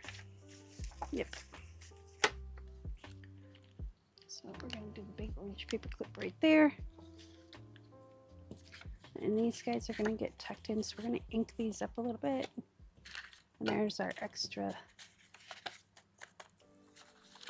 ephemera. Here's our pocket. We're gonna ink this guy up a little bit.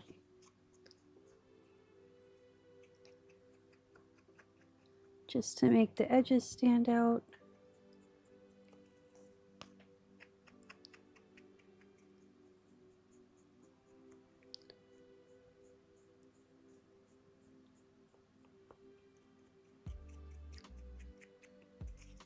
There we go. And fabric tack again. And we're going to glue this 3 dots and 3 dots. Okay.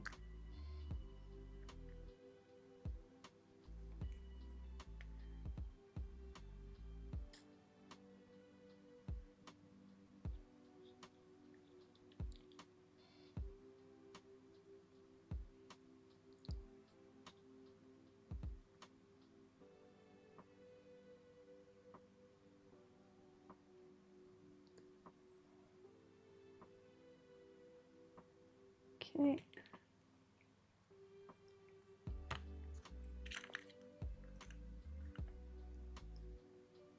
So 3 dots, 3 dots. Okay. And we're going to clamp this guy down.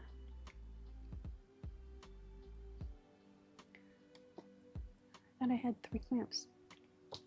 There he is. This guy down. Move this one up a little bit.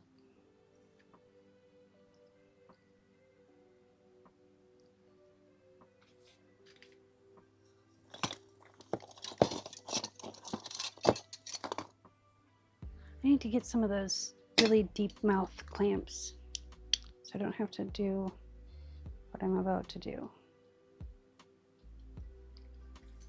I can just, this works until I can get, there we go. All right, I want to find some kind of fabric to put on that thing, and then I think we're going to be, and then I'm going to ink these all up. And I think we're done with all the glues though. So we'll put, I'll leave the fabric tack out just in case that doesn't clamp down correctly. But let me see what I can find to put on. And I apologize if you can hear the fan blowing, but I have to have the fan going up here. It gets to be 78 to 80 degrees up here, and it's not so much that it's hot, it just gets stagnant. It's bleh, you know? All right, let's see. What do we got here? You know what? I got some of this. This might be kind of cute to put on there. And then a piece of something.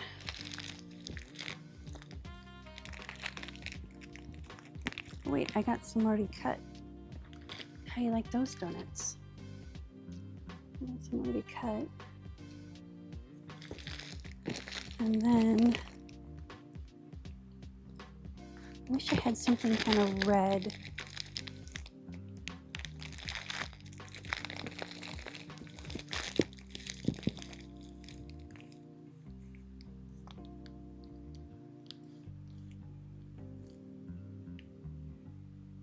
This is kind of fun.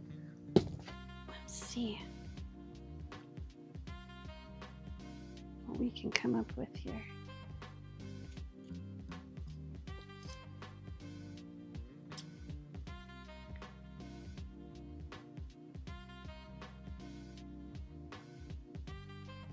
Let's do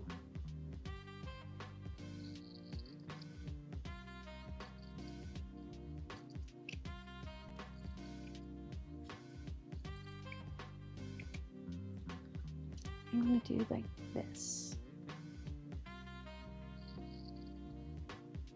This section right here. It's got the orange and the blue, a little bit of green.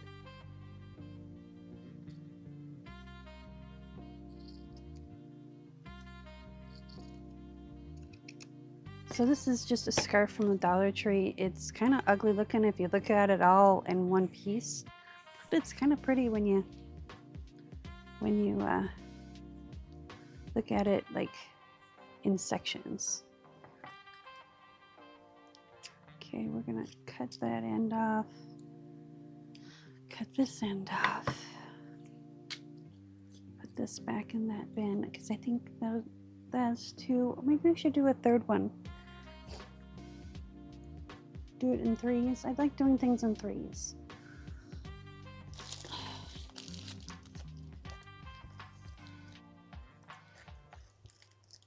I don't want to use white, although there is the white dove on there, but there's, here we go.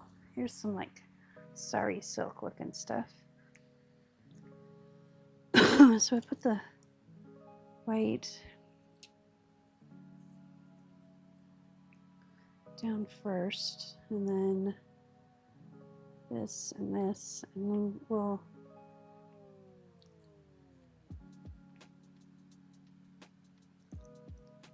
okay. So let's leave a little bit there, like that. So I'm leaving about an inch there, and then bringing, oh, let's flip this over the right way.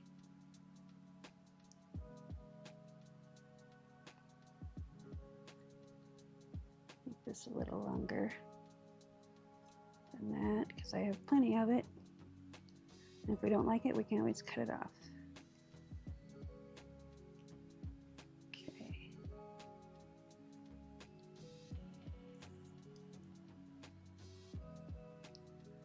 So everything except for this white sari silk I got at Dollar Tree. So I'll cut this little piece off. And then we'll cut this little piece off. There we go. And then we'll make a little loopy thing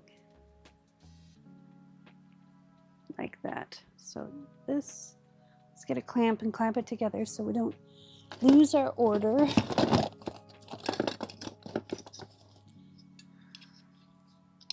There we go. And take these two pieces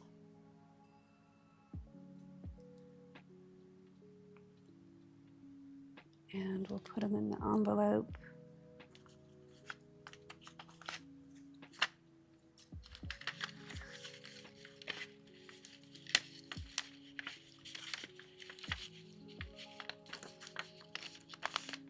There we go. Let's move this back over here. Finish letting that dry. Right. Throw that back. Put that out of the way. It goes over there. All right, now let's ink this up.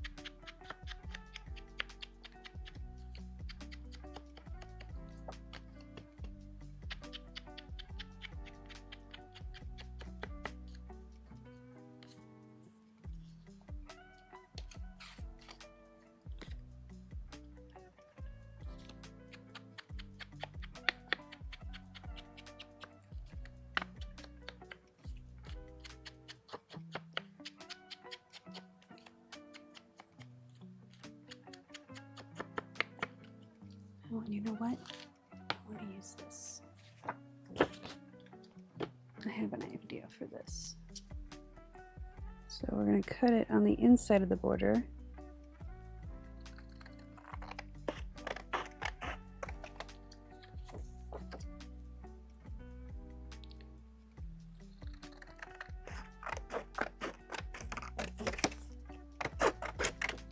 Okay, and then we're going to decal cut it.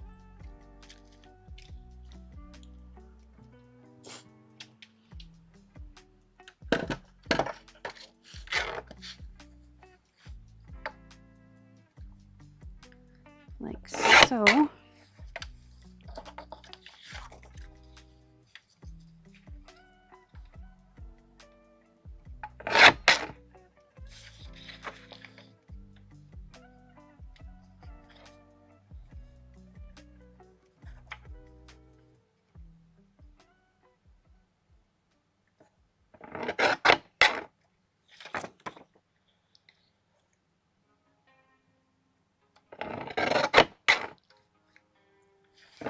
Okay, and then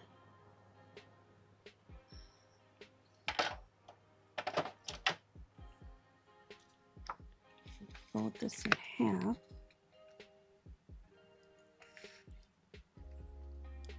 Not perfectly.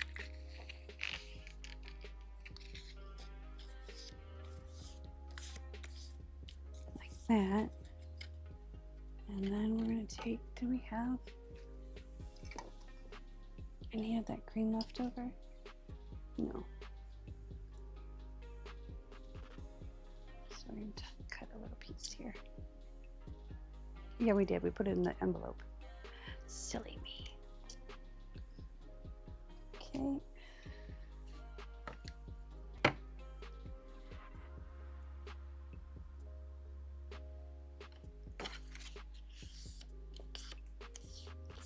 Okay, and we're going to ink this out.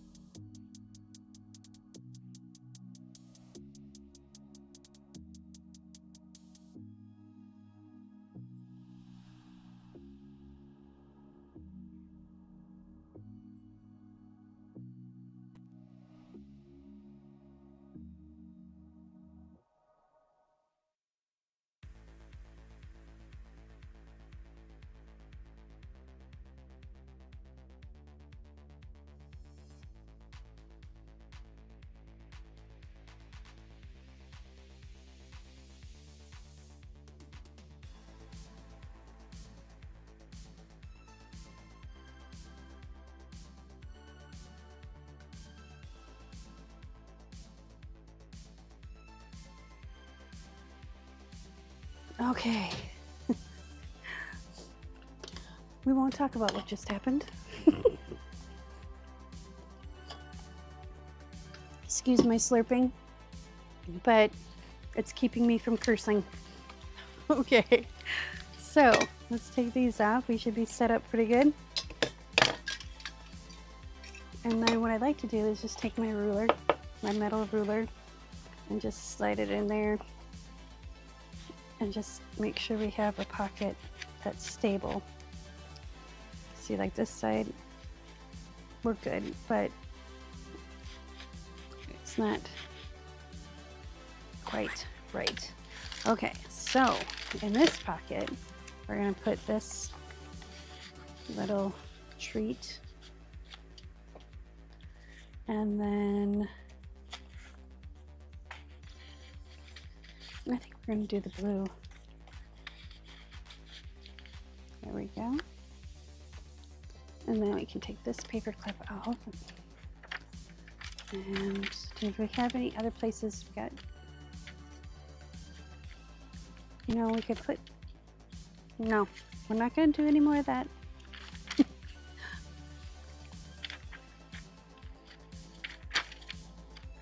Just making sure we have everything we need and everywhere we need. Yep, we got our little pocket right here with our little guy right here. Okay.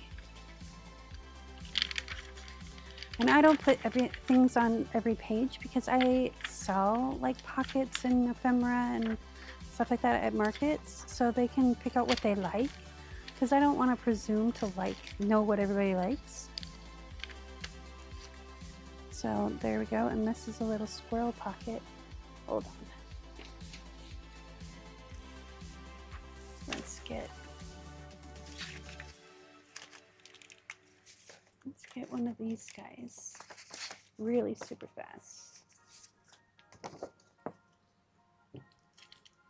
One of these little postage stamp size tags, because I thought that'd be fun.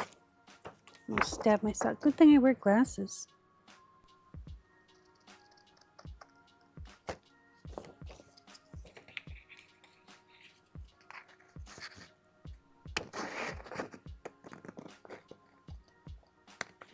Okay, because if I remember correctly, we made a little pocket here. So let's make a little tag to go in said pocket.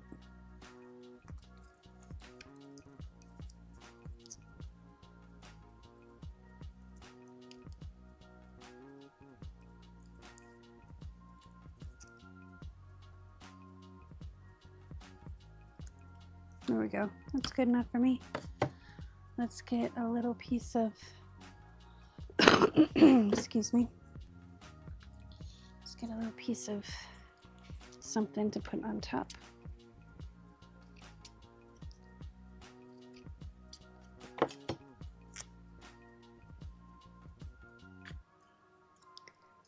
So it can be a little thinner.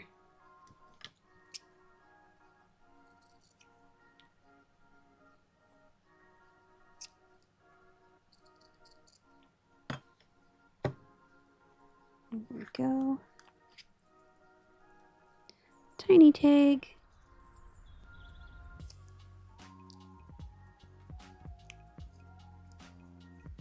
And the original tiny attacher. There we go. And then, if I remember correctly, oh, it's on the other side. I thought we put it on this side.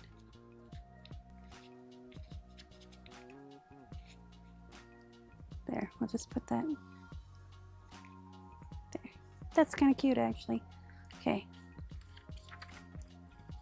And then let's put, let's see. I think this will fit in here. Will it fit in here? Yes, it will. go. And flippy, flippy, flippy, flippy. And we have our little possum friend here. I don't know why he's stuck. He shouldn't have stuck, but he did. It's all right. And now we can remove these and remove this. Let's take a little Fabri-Tac and get this glued down right here. There we go. Just hold it for a second. And that should be it with this glue. So I can put the lid on it, get it out of our way. And then, oh, don't tell me he won't fit in there. He won't fit in there. Okay. It's all right. We're gonna snip him down.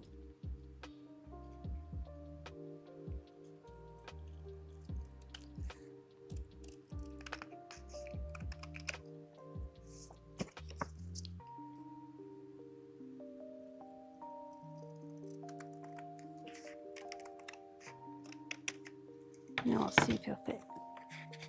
Perfect. You know what? We're going to give him a little bit of a haircut too, since we had to round his corners. Just the smallest, a little bit. Just to give it a little bit more visual interest. Plus all the other corners are rounded in this section. Okay. Ink him up.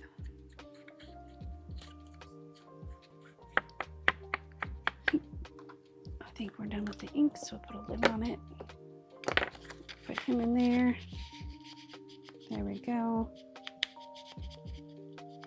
Look, they kind of match.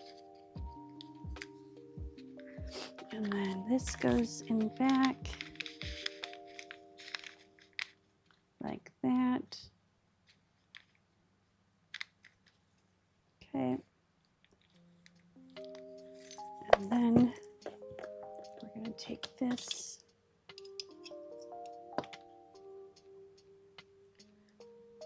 and make one side a little longer than the other.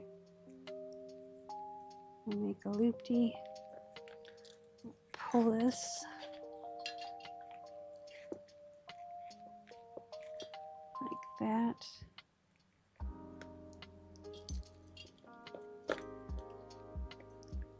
One on either side. And this paint that's on this thing, whatever it's called, I can't think of it. There's a name for it, and I can't think of it.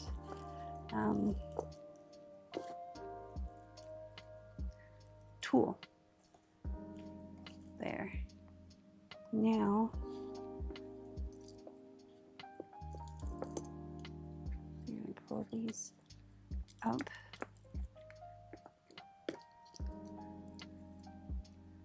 And we're really going to give this white one a tug. And this white one a tug.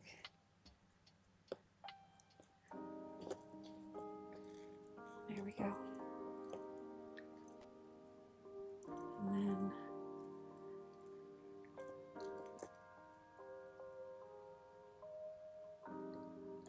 no, we'll just leave it like that.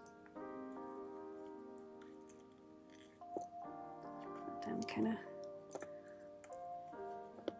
actually let's just give them, we'll just tie them in a small knot. We're not going to knot it. We're just going to see if we can get them to cooperate. There we go.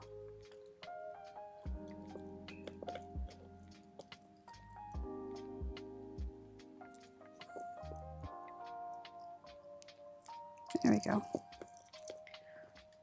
We have a little. There we go. All done. Let's hit the reset button on the desk real quick.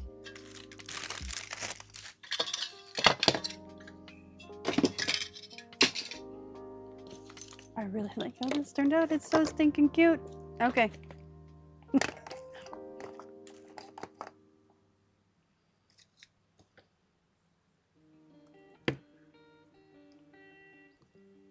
Okay. Jar, tray, up there. Oh, we forgot to put him in there. It's all right. We'll put him in there in a minute.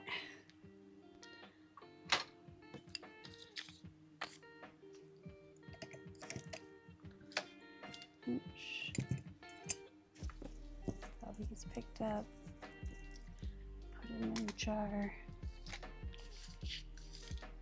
And then we'll find a home for this guy.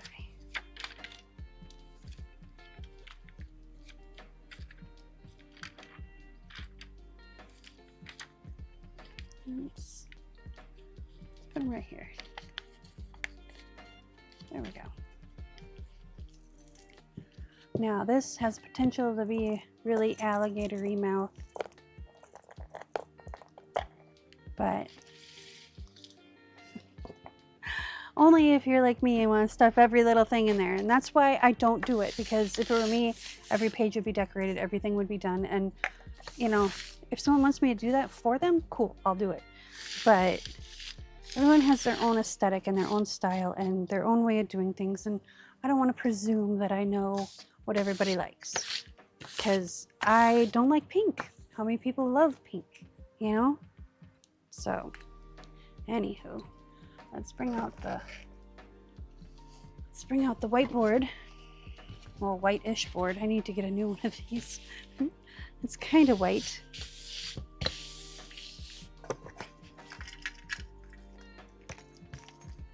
Really? Why you gotta be like that? Okay. That way, you guys can really see what's going on when I do the flip through. So,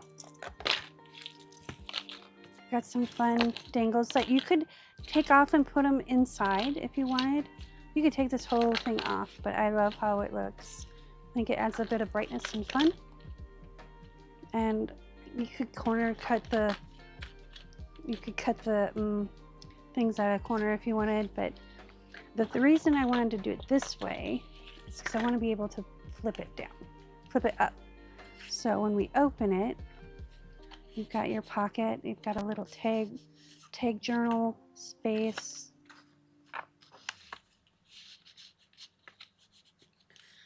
And you just can flip through the pages. They're all different sizes, they're all different shapes, they're all different colors. Kind of like things in nature. There's really no rhyme, no reason to how things progress. And the thing about having this kind of binding, if you don't like this all the way up, you can slide it down. And you know, that's why I love this kind of binding.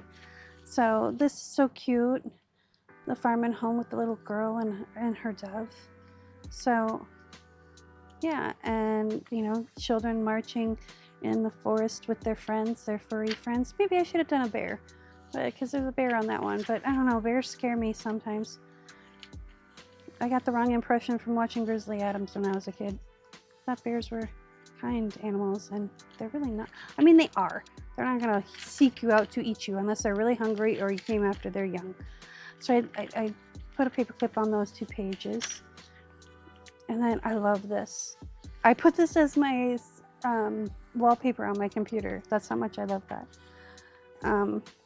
Then just different pages. We've got a tiny tag hiding back here. So, you know, little squirrel squirreling away the things. Now you could take this page and glue it to this page and make a pocket. You know, that's the cool thing about this. Is, you know, you've got some interaction started, you can go ahead and have more fun with it. You can add more pages. You can take out the ones you don't like and put the ones you do like in. You know, I love these pages. That's why I have them. I mean, squid in their ink. It's squid in their ink, literally. Okay. Well, there you go. See? And we're almost to the end here. We've got our little hedgehog family. He opens up and you can put fun stuff in there, or you can make this a pocket or a tuck spot or whatever, you know, whatever you want to do. You could take that page out because you don't like it and reutilize that somewhere else. We've got a pocket here and a belly band here and an envelope filled with all kinds of ephemera to decorate this journal with. Plus, let me remind you, there is a freebie on my Ko-Fi page. The link is in the description. So that is today's journal. Day number 7 is complete. Thank you so much for joining me. I appreciate you. Remember, always, always, always be kind to one another. Peace, love, and happiness.